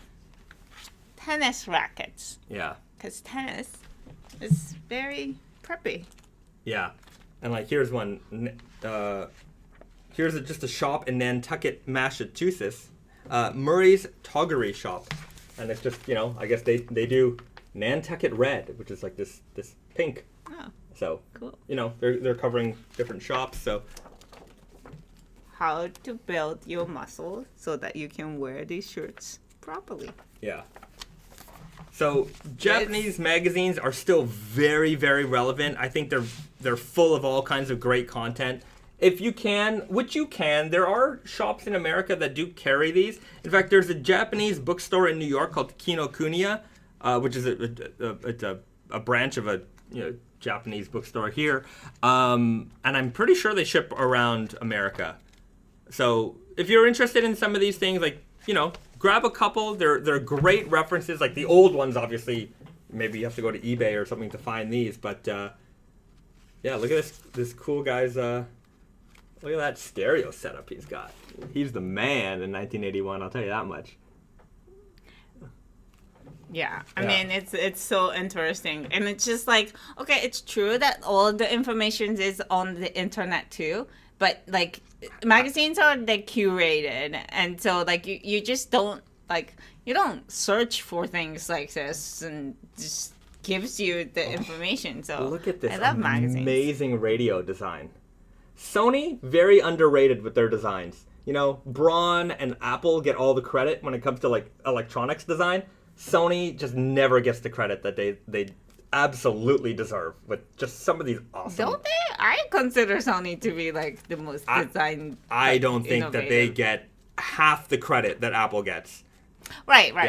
That's because like Apple is just a brand. Like they have a very specific brand, and like it's still alive. Yeah. Sony's, you know, went through some times, I guess. But yeah, they have a lot of great ones. I saw a comment. Matthew Bradwell, we have a Kinokuniya in PDX in Portland as well. Oh, so nice. Definitely check it out. Venomous Eddie, Blue Button Shop in Toronto sells Japanese magazines too. So, and Junior, they have a Kinokuniya in Houston. All right, Kinokuniya seems to be around. So if you want to grab some of these, I would recommend, for me, Popeye. Depends on the issue, but Popeye I think is the best one. Lightning's pretty good. Second's pretty good. Yeah. Like I said, Lightning is more heritage. So if you're into more heritage, but Popeye is way more like all across the board, like Japanese culture, like mainstream culture. Yeah. Don Chaco, is there a Japanese Mad magazine equivalent, or does Mad publish out there, or does Max, or I guess presume Mad? I don't know. Do you know what Mad magazine is? I know, but I don't really know what's in it. It's a satirical, like, comic book comedy magazine. You know, they poke fun at a lot of mainstream culture. There's Mad magazine. There's Cracked. I don't know. I don't think that there is.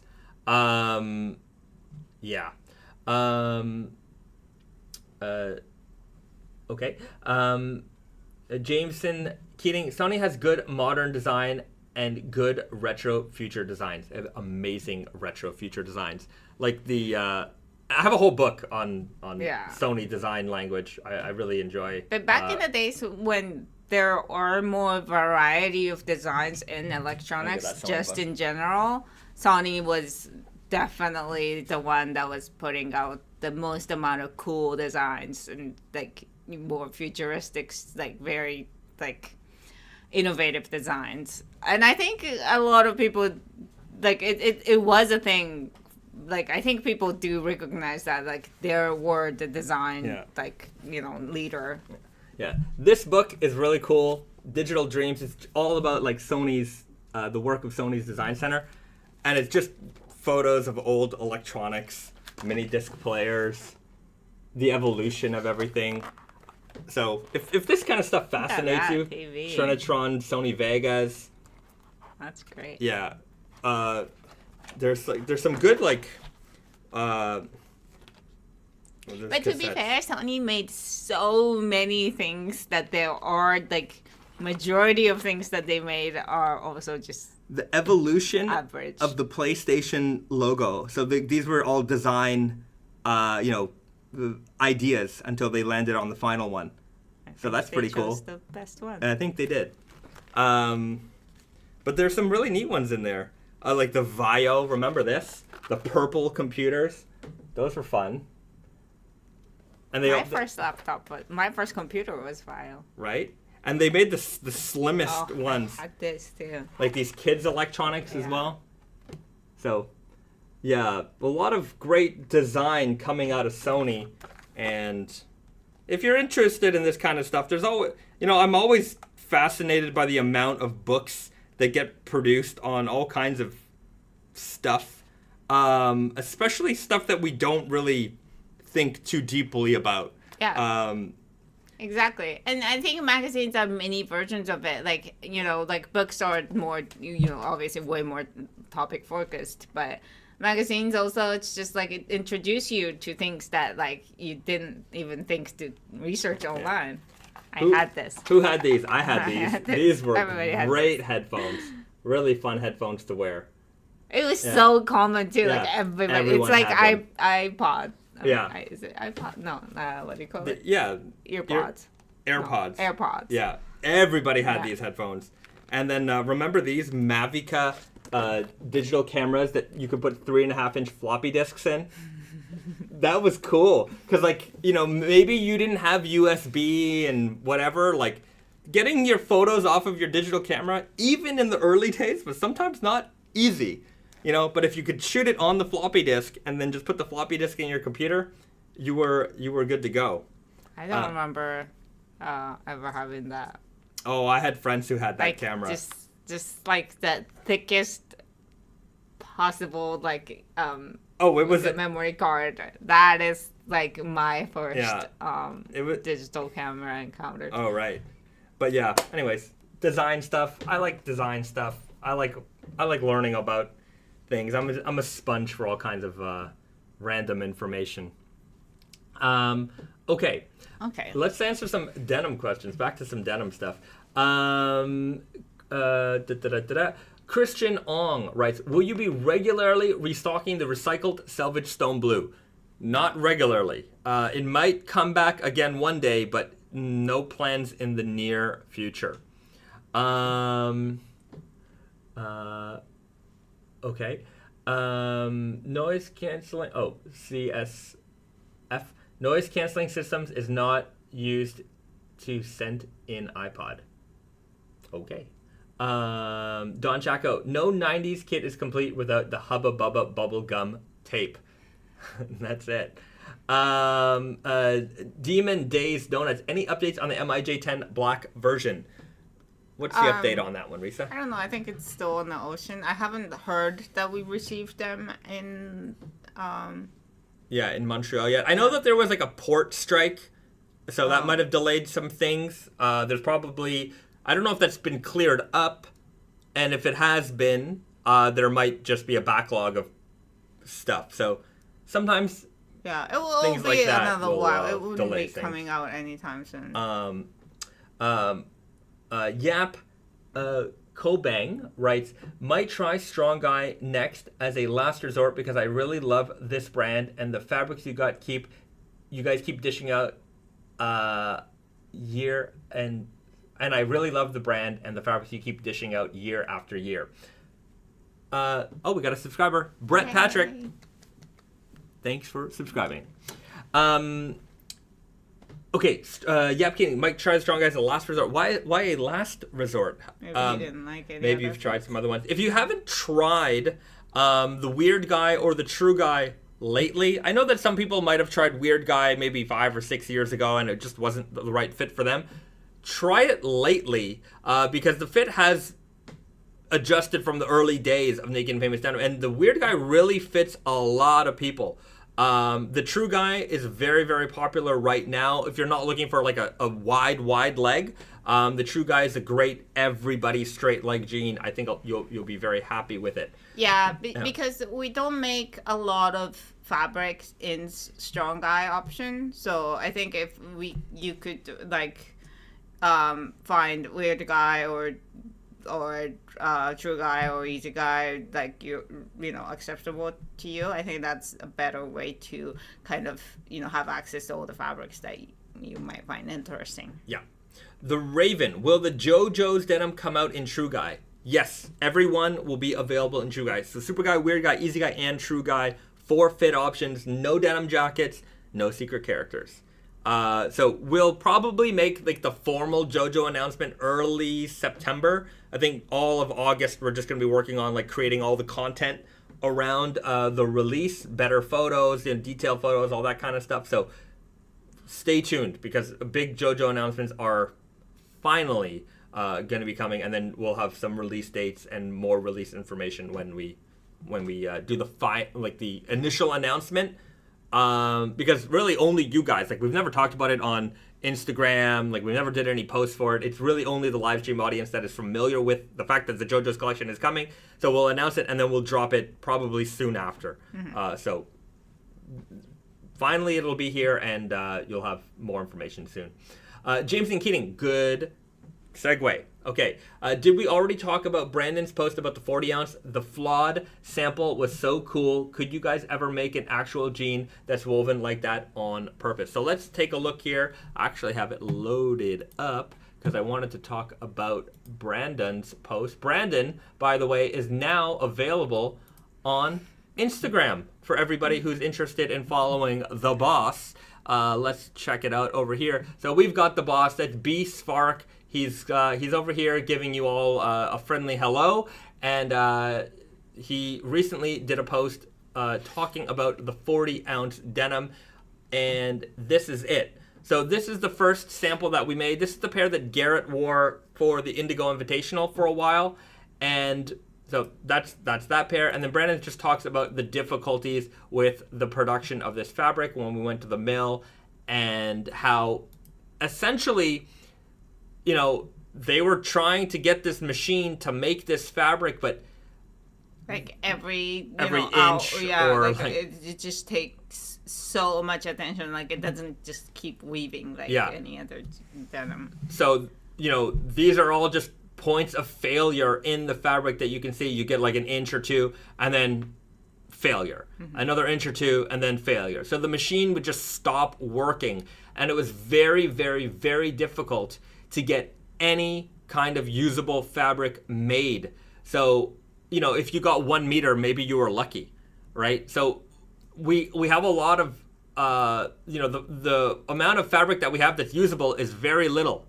The mill actually never ended up being able to fully get this running to make the fabric. So what we have is all of it. And we have a lot of it which is like high defect, and then there's a bunch of it that's perfectly usable. There's not going to be very many pairs of these, very, very few.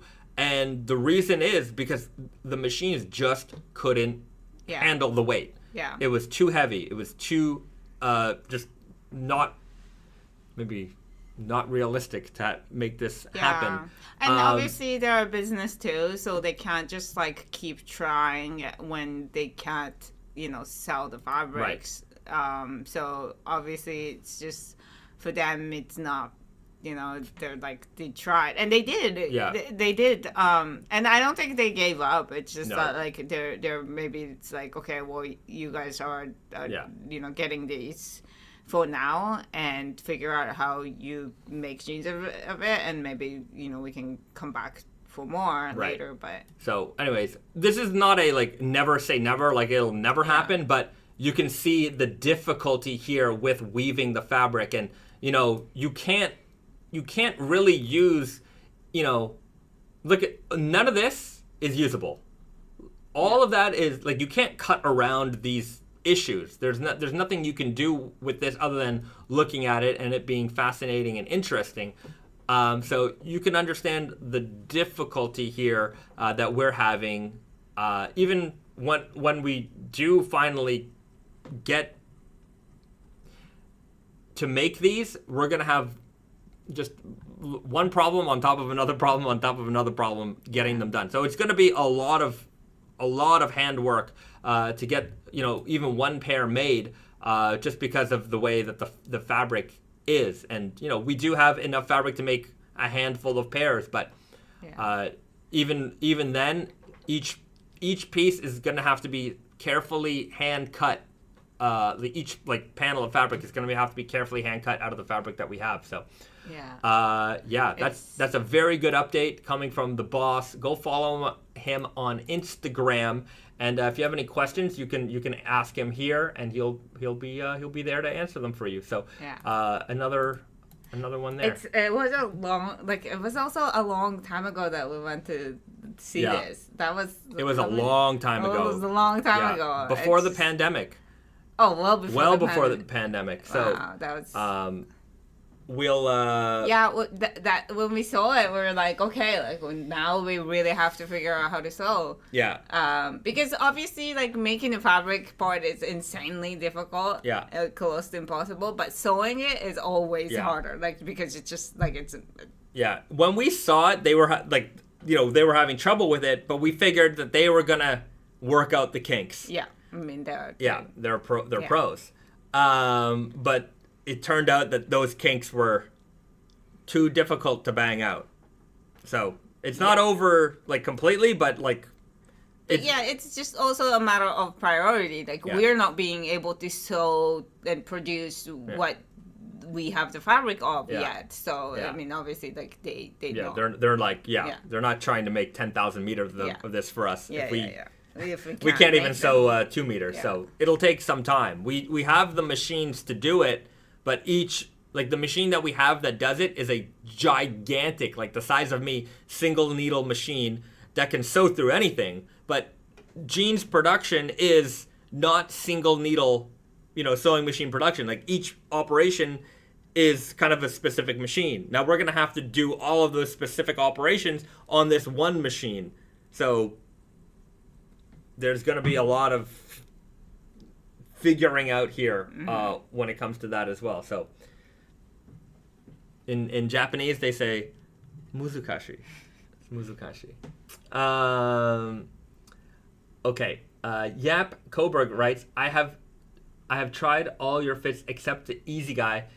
Been with Naked and Famous since 2009. All right. Well, fantastic. If you go to tateandyoko.com, or nakedandfamousdenimnyc.com, but mostly on Naked and Famous on Tate and Yoko because there's more product. If you chop the sales section, an extra 10% off if you buy 2 items.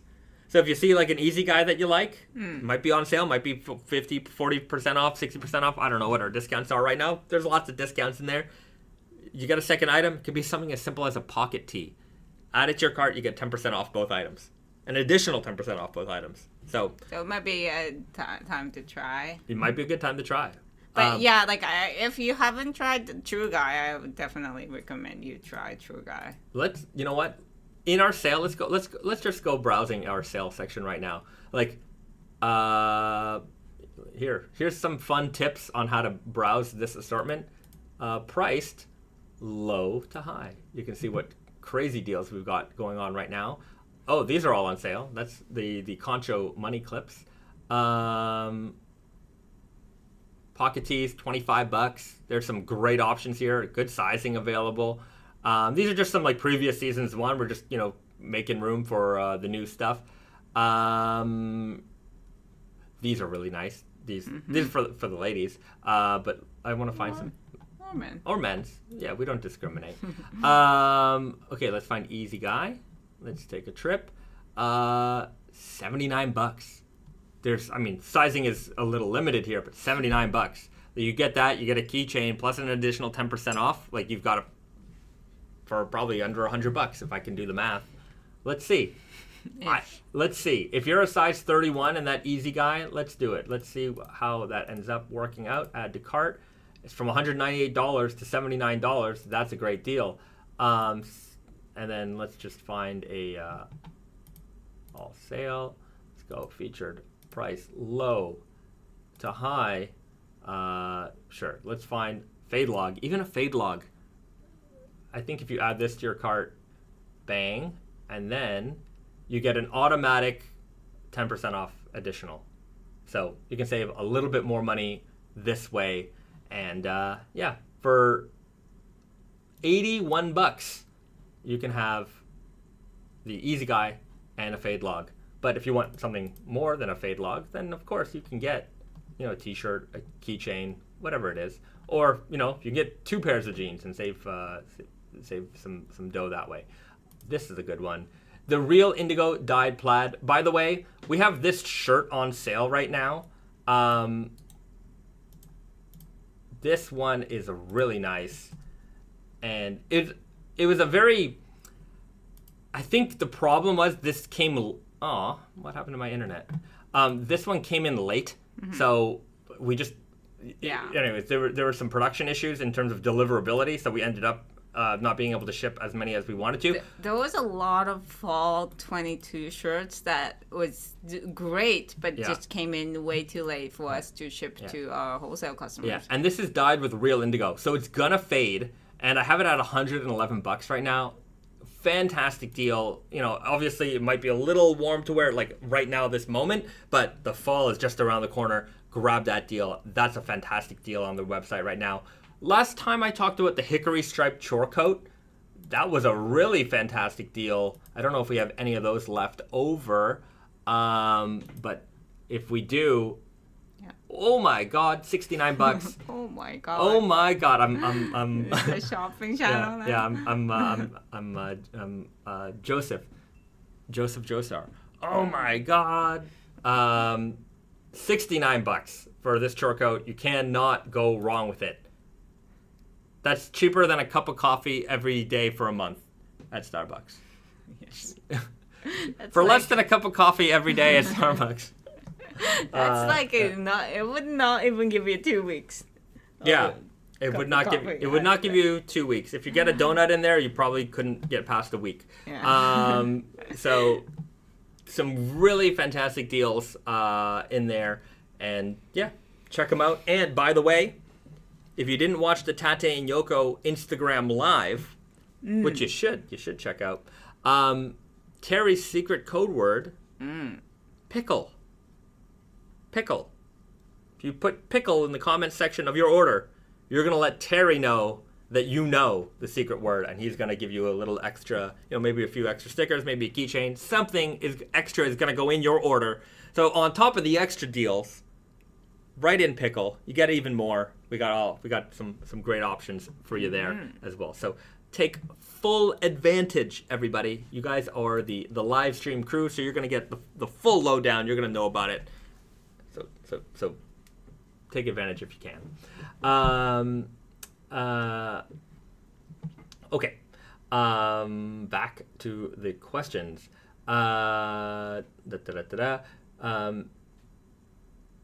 James and Keating, love my True Guys. I have the Midnight Slub Stretch. They're beautiful and a great fit. I'm glad you're enjoying them. Yeah. Oh, this is a good one. James and Keating. My girlfriend just found a kitten outside her house last night. If we keep her, we're going to name her Sumi. So I guess I'm saving up for the Sumi Inc. Selvage. Is it a black cat? That'll be fantastic. Oh. We found kittens. Yeah. Yeah. Oh, kittens. Venomous Teddy, Tully's is greater than Starbucks. I'm gonna go with a hard disagree. Tully's is fine, but better than Starbucks, greater than Starbucks. I'm gonna have to disagree with that. I don't know. I don't think I ever had like regular cup of coffee at Tully's and like, is it good or not? I just think the product variety and like the full experience. If you're just comparing like their house blend or whatever, like I don't know. I can't tell you, but just as a coffee shop as a whole, Starbucks probably is. Yeah. we're not like, it's not like we go there all the time, but if there's a Tully's and a Starbucks like next to each other, it's gonna be 100% Starbucks. Because also a Tully's is not like cheaper or anything, right? Like it's about the same price, so it's fine if it's if it's there, and that's my option. But I do like the Starbucks. No problem with them. I think they make a good product. They do. I think they make a good product. And they're very convenient because they're kind of everywhere here in Japan. There's also, if you do come and visit in Nakameguro here, there's a Starbucks roastery reserve, like a gigantic, beautiful roastery cafe. It's huge. It's like the size of a small shopping mall.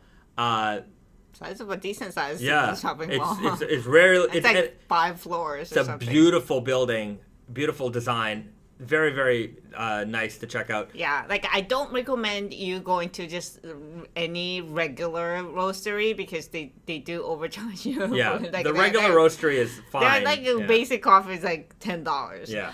But like if you're going to the Nakameguro one, like it's worth it. Yeah, at least if you pay the $10, it's for the coffee. The experience is well worth view, it. Like it's amazing. Yeah. Okay, James and Keating. She's a charcoal color, 10 weeks old with no microchip, and she's very sweet. She eats like she's twice her size, so I want to call her Sumo. Haha, that's cute as well. Aww. Well, I hope it works out for that kitten with you. We're big cat people, as you know. Your lawn, less. Have you guys considered bringing back the Elephant 4 Revenge style? Would be cool to have a contrast stitching like the OG samples. The Elephant 4, I believe, was the Midnight. It was either an indigo or an indigo black. 3 and 4, I forget. Like I get those two confused all the time. The Revenge was just the Elephant 2 Revenge. Yeah. So we never gave that a different number. We might do just an Elephant 2 Revenge, the Revengeance. That would be funny. One day I could see that happening. For Cobra, are there any Japanese coffee chains you would recommend? I like Komeda Coffee, just as a chain. It's not particularly fancy or anything like that, but I like it because it feels like you're in the 1970s. Or like the 1980s. Like the stores or interiors are all like log house kind of vibe. And they do serve you like big portions of things. Yeah, so that one's a little American. Well, what's that other brand? It's a little more fancy. I don't remember the name of it. What are you gonna say? Hoshino Coffee. Yes. I think it's nice. Like, again, like their coffee is, it's okay, but it's like, you know, their interior is a little bit more sophisticated, old school. Like, but I find like the best coffee places in Japan that you don't necessarily get in America are like the old school keisatens. Like they're just so like I mean, it's still like out there. Like there's one in like every neighborhood, unless like you're in like a very high rent area. There's always one that are just like old and, you know, just crummy, and those sometimes you can smoke inside them. A lot of the times that's a good sign that it's not the modern one trying to pretend like a new one, right, or old one. But yeah, they're very like old school looking. Some of them are not cool, but others are just like, they're not trying to be cool. Yeah. Like, they're like, this is classic. Sometimes it just kind of feels like old school, like kind of luxury in a way. Yeah. Like this, or sometimes they look like this. Yeah. Where it's just a random looking old restaurant. And it's hard to find a good one because obviously, like, you can't, like, they're not all standardized because they're not all chains, but, and you know, some of them are good, others are not good. But yeah. I think if you find, like, try a local one, a couple of those ones, and if you find, like, a, you know, one close to your hotel or whatever, like, that would just be gold. Yeah. They often look kind of like this, right?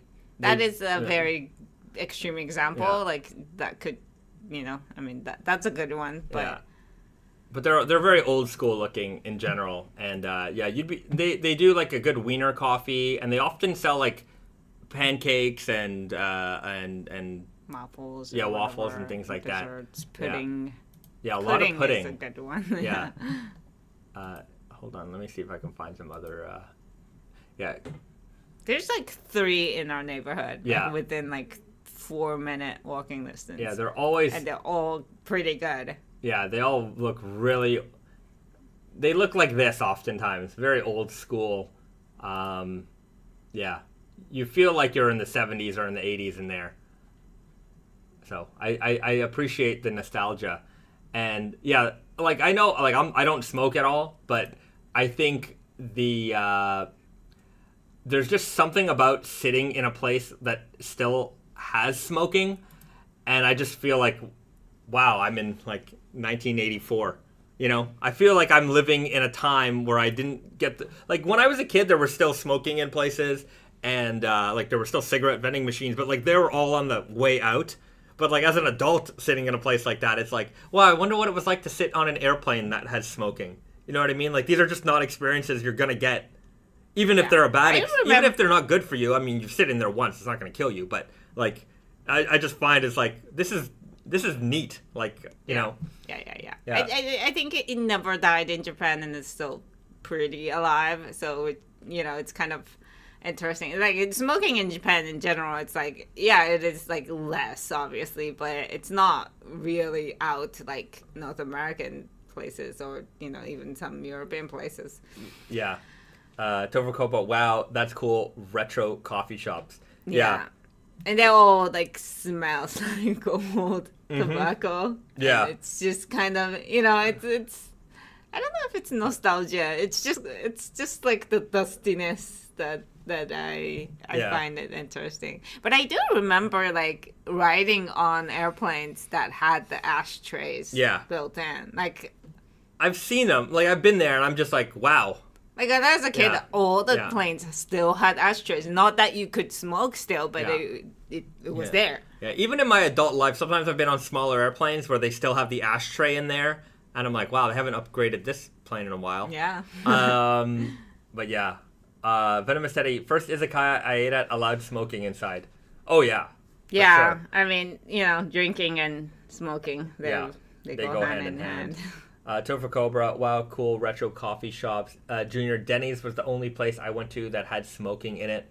Yeah, there's fewer places that allow smoking, but it's still like not uncommon to find restaurants that have smoking sections. even like, chain ones, like Yeah. like modern chain ones, they might have like separated areas for smoking, Yeah. but in general, I think a lot of places, Starbucks is obviously they no smoking whatsoever, but Yeah.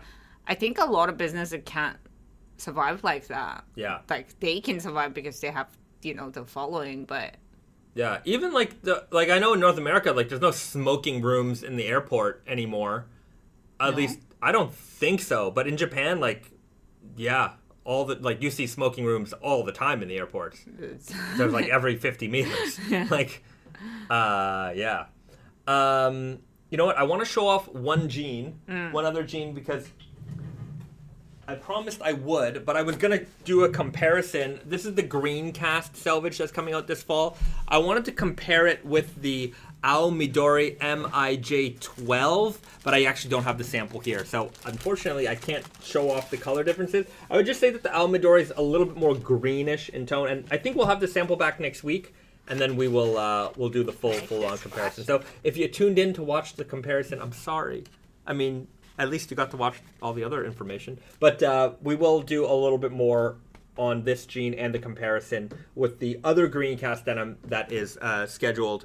And so you can see the difference. The Greencast, this was the original MIJ3, but in a samphorized form. And then the Ao Midori is like a big slub Greencast denim. It's a little bit more emerald toned than this one. But this one, you can see, it might not look too green right off the bat, but compared to a classic dark indigo, you can see that it has a little bit more of a greenish blue tone in comparison. So, yeah, this one I think it's gonna go fast. This one's gonna go fast. Fall collection. Yeah, Jameson kidding. I want this one so badly. Just be there on release day, and you'll get it. Wait longer than that, you might You're risking it. Yeah. Gabriel Fisher, will there ever be a pair of jeans with 7 belt loops? Actually, I don't know how many belt loops that we have right now. 5, no? 5. 1, 2, 3, 4, 5. 5. 7 seems like a lot. Yeah. I don't think we need 7.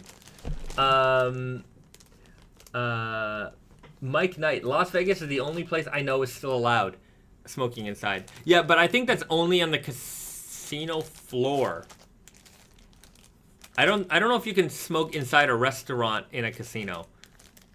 And like you can't smoke outside the casino floor. Like if you went into like you have to be away certain like I wouldn't be surprised if you can smoke in the hallways of the hotel of the casino, or like maybe nobody's gonna stop you inside the hotel, but outside of the casino. Yeah, I don't know. Yeah, I'm not sure. But even on the street, like I think technically you have to be like however many meters away from the building or something like that. The Strip might have its own rules, but yeah.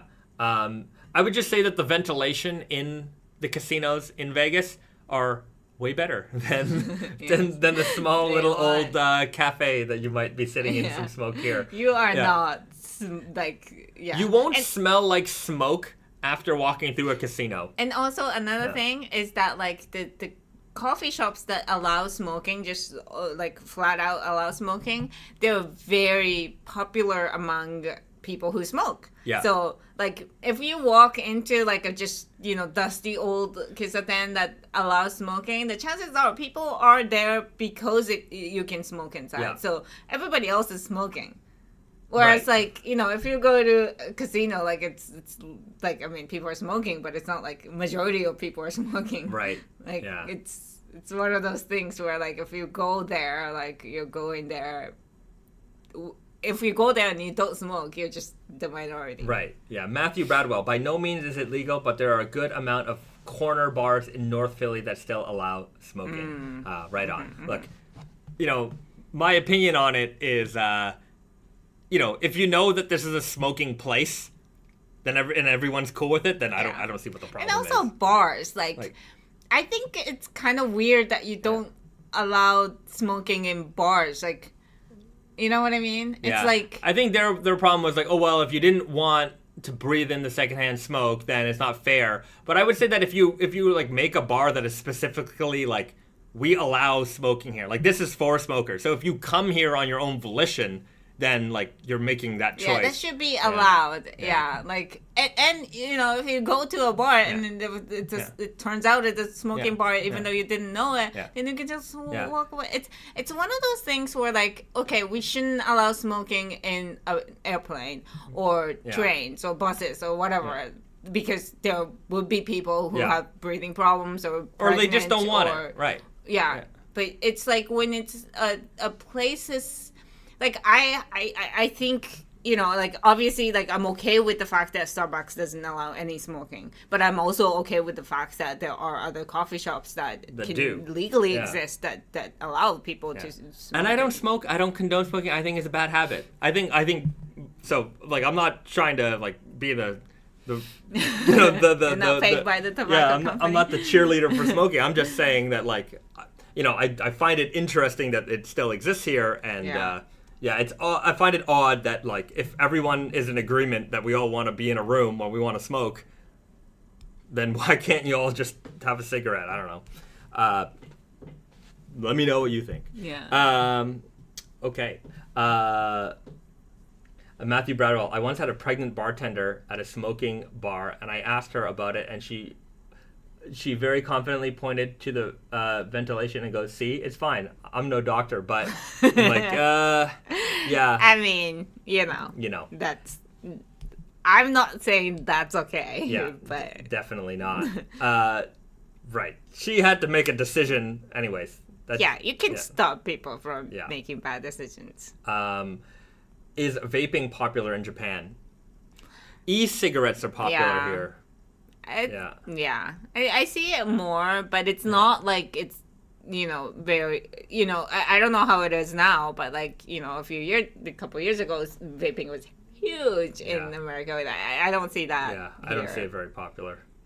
Okay, now this was a fun live stream with a lot of weird, unrelated topics. But you guys wanted to learn a little bit what's going on here in Japan. We give you a little insights to that. But I want to talk about snack time right now. Oh yeah, because I think we got a good one. I think we have a good one. It's not gross, but it's weird. Reese's gonna bring it out of the fridge, and we're gonna partake in some soda again today. All right. Risha's got it right here. Kraft Boss Lemon milk soda. Is it soda? I don't know. No, I don't think it's just lemon milk. Oh. So lemon milk, but it's not like milk, like chocolate milk or whatever. Like it has the like what do you call it? Like a milk essence. I don't know. Yeah, you know, like what's the drink that's like you know, Yakulto? Like a yogurt, like a probiotic drink? Kind of. It's like. Is this a yogurt-based drink? It's not yogurt-based. It's milk-based, but it's milk-based. All right. Well, we're gonna try it. But speaking of yogurt, like we also have yogurt flavored water. Yeah, there's and yogurt that's not water. Even a trend. That's been going on for like a decade at this point. Like it's every grocery store has it. I actually very much don't like yogurt, but yogurt water is not terrible. Yeah. I think I'm kind of expecting this to be a little bit more milkier, but similar tasting because it's probably like a little sour. Yeah, sour milk is definitely what I want. That doesn't sound good, but no, it doesn't sound good. Okay. So I didn't bring it. You take the first swig. All right. Oh, it smells like lemon candy. Oh, it tastes like Yakulto. Oh. Yakulto is this tiny little drink that they used to sell door to door, and it's like a yogurt, like probiotic kind of healthy drink. Yakulto tastes exactly like this. Maybe a little bit less lemon. There's nothing in the West that tastes like this. Really? There's nothing. Zero. Ah. This is...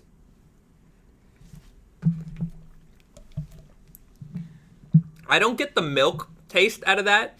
It's just kind of like a little thick... milky. And like a little creamy, maybe? Creamy, yeah. Like, It's like a lemon cream in a liquid form. Right, like a lemon custard. Yeah. Like the snack. Right, like if it was like if this was in a cake, it kind of tastes like lemon cake. Yeah, it's kind of neat. True. It's very sweet. I'm sure that's full of sugar. Oh yeah. Like there's just like a lot of sugar in that. Yeah. 100 milliliter, 57 cal. 57 calories? Yeah, per 100 milliliter. Per 100 milliliter. That's higher than Coca-Cola. Yeah, this is 500 milliliters. No, this is not. 500 milliliters. Really? Yeah. Wow, it's a thick. Yeah, so this is 500 milliliters and 57 calories. To 200. That's a lot of calories in this drink. This is more than a Coca-Cola. But I mean, a Coca-Cola is 350 mil. Well, there's 500 Yeah. ml Coca-Cola too. But yeah, Coca-Cola, I think a lot of like sodas are like 40 something calories per 100. So this is higher than that. Yeah. Yeah, very sweet. This is like but it's lemon not like pie. carbonated, Not lemon so pie, but nobody drinks this the entire thing. what are you talking about? You get the bottle, you finish the bottle. This isn't like take a few swigs and save it for later. You finish this thing. Very good. Do you like it? This is dessert. Yes. This is dessert. Yeah. What am I gonna rank this? But if you like this, I don't understand why you don't like yogurt. Is it the texture? I don't know. Tastes like Look, yogurt. you know what? I know I don't like yogurt, so I don't eat yogurt. And that's it. I'm going to give this, out of a score of 10, 6.8. Wow, that's pretty high. It's I'm not being harsh on this product. It's fine. No. It's if I saw it, it's a consideration. It wouldn't be my first choice. It would be far from my first choice, but I would recommend it for people to give it a shot. I think it's okay, and it's I would say it's in the average range, right? Yeah. Yeah. I mean, like you said, it is like a average, sour good candy, average range. Yeah. sour candy in a drink form. Yeah. And I think it's good. Fine. It's not something I want to drink a ton of, but Yeah. No Saints. Put some liquor in it. oh yeah, that would be very good. Yeah, because it has a very strong taste. Yeah. Rice 75. You should make candy denim snacks, denim you can eat. I don't want to make denim you can eat, but I wouldn't mind doing a collaboration with like a candy company or like Kellogg's or something like that, and like I would really like to do a series of breakfast cereal, right? So if we like partnered with like General Mills or like Kellogg's, we could take their iconic characters, iconic cereals, and then do like a series of boom, boom, boom, like breakfast cereals. And I think it would be great if we did like the breakfast cereals, and if we can get like a couple more cartoon assets, and then you do like Saturday morning, cartoons. So if you got the breakfast and you got the cartoon, collaboration items going. Okay. Yeah. Okay. Because Saturday, do you associate certain cartoons with Saturday morning? No, or certain cartoons with certain cereals? Or no, but I think just the tradition of eating breakfast cereal on Saturday morning while watching your cartoons. I see. I think an experience. I think a lot of us grew up with that, and so it's a very you might have eaten breakfast cereal every day for school, but like if you're eating breakfast cereal while you're watching all your favorite cartoons on Saturday mornings, no school today, this is the best time. It's the best time. Cereal milk Selvedge. Yeah, I would like to do that. Because I want to expand the milk Selvedge again, like chocolate milk, coffee milk, something like that. Yeah. Cereal milk would be perfect.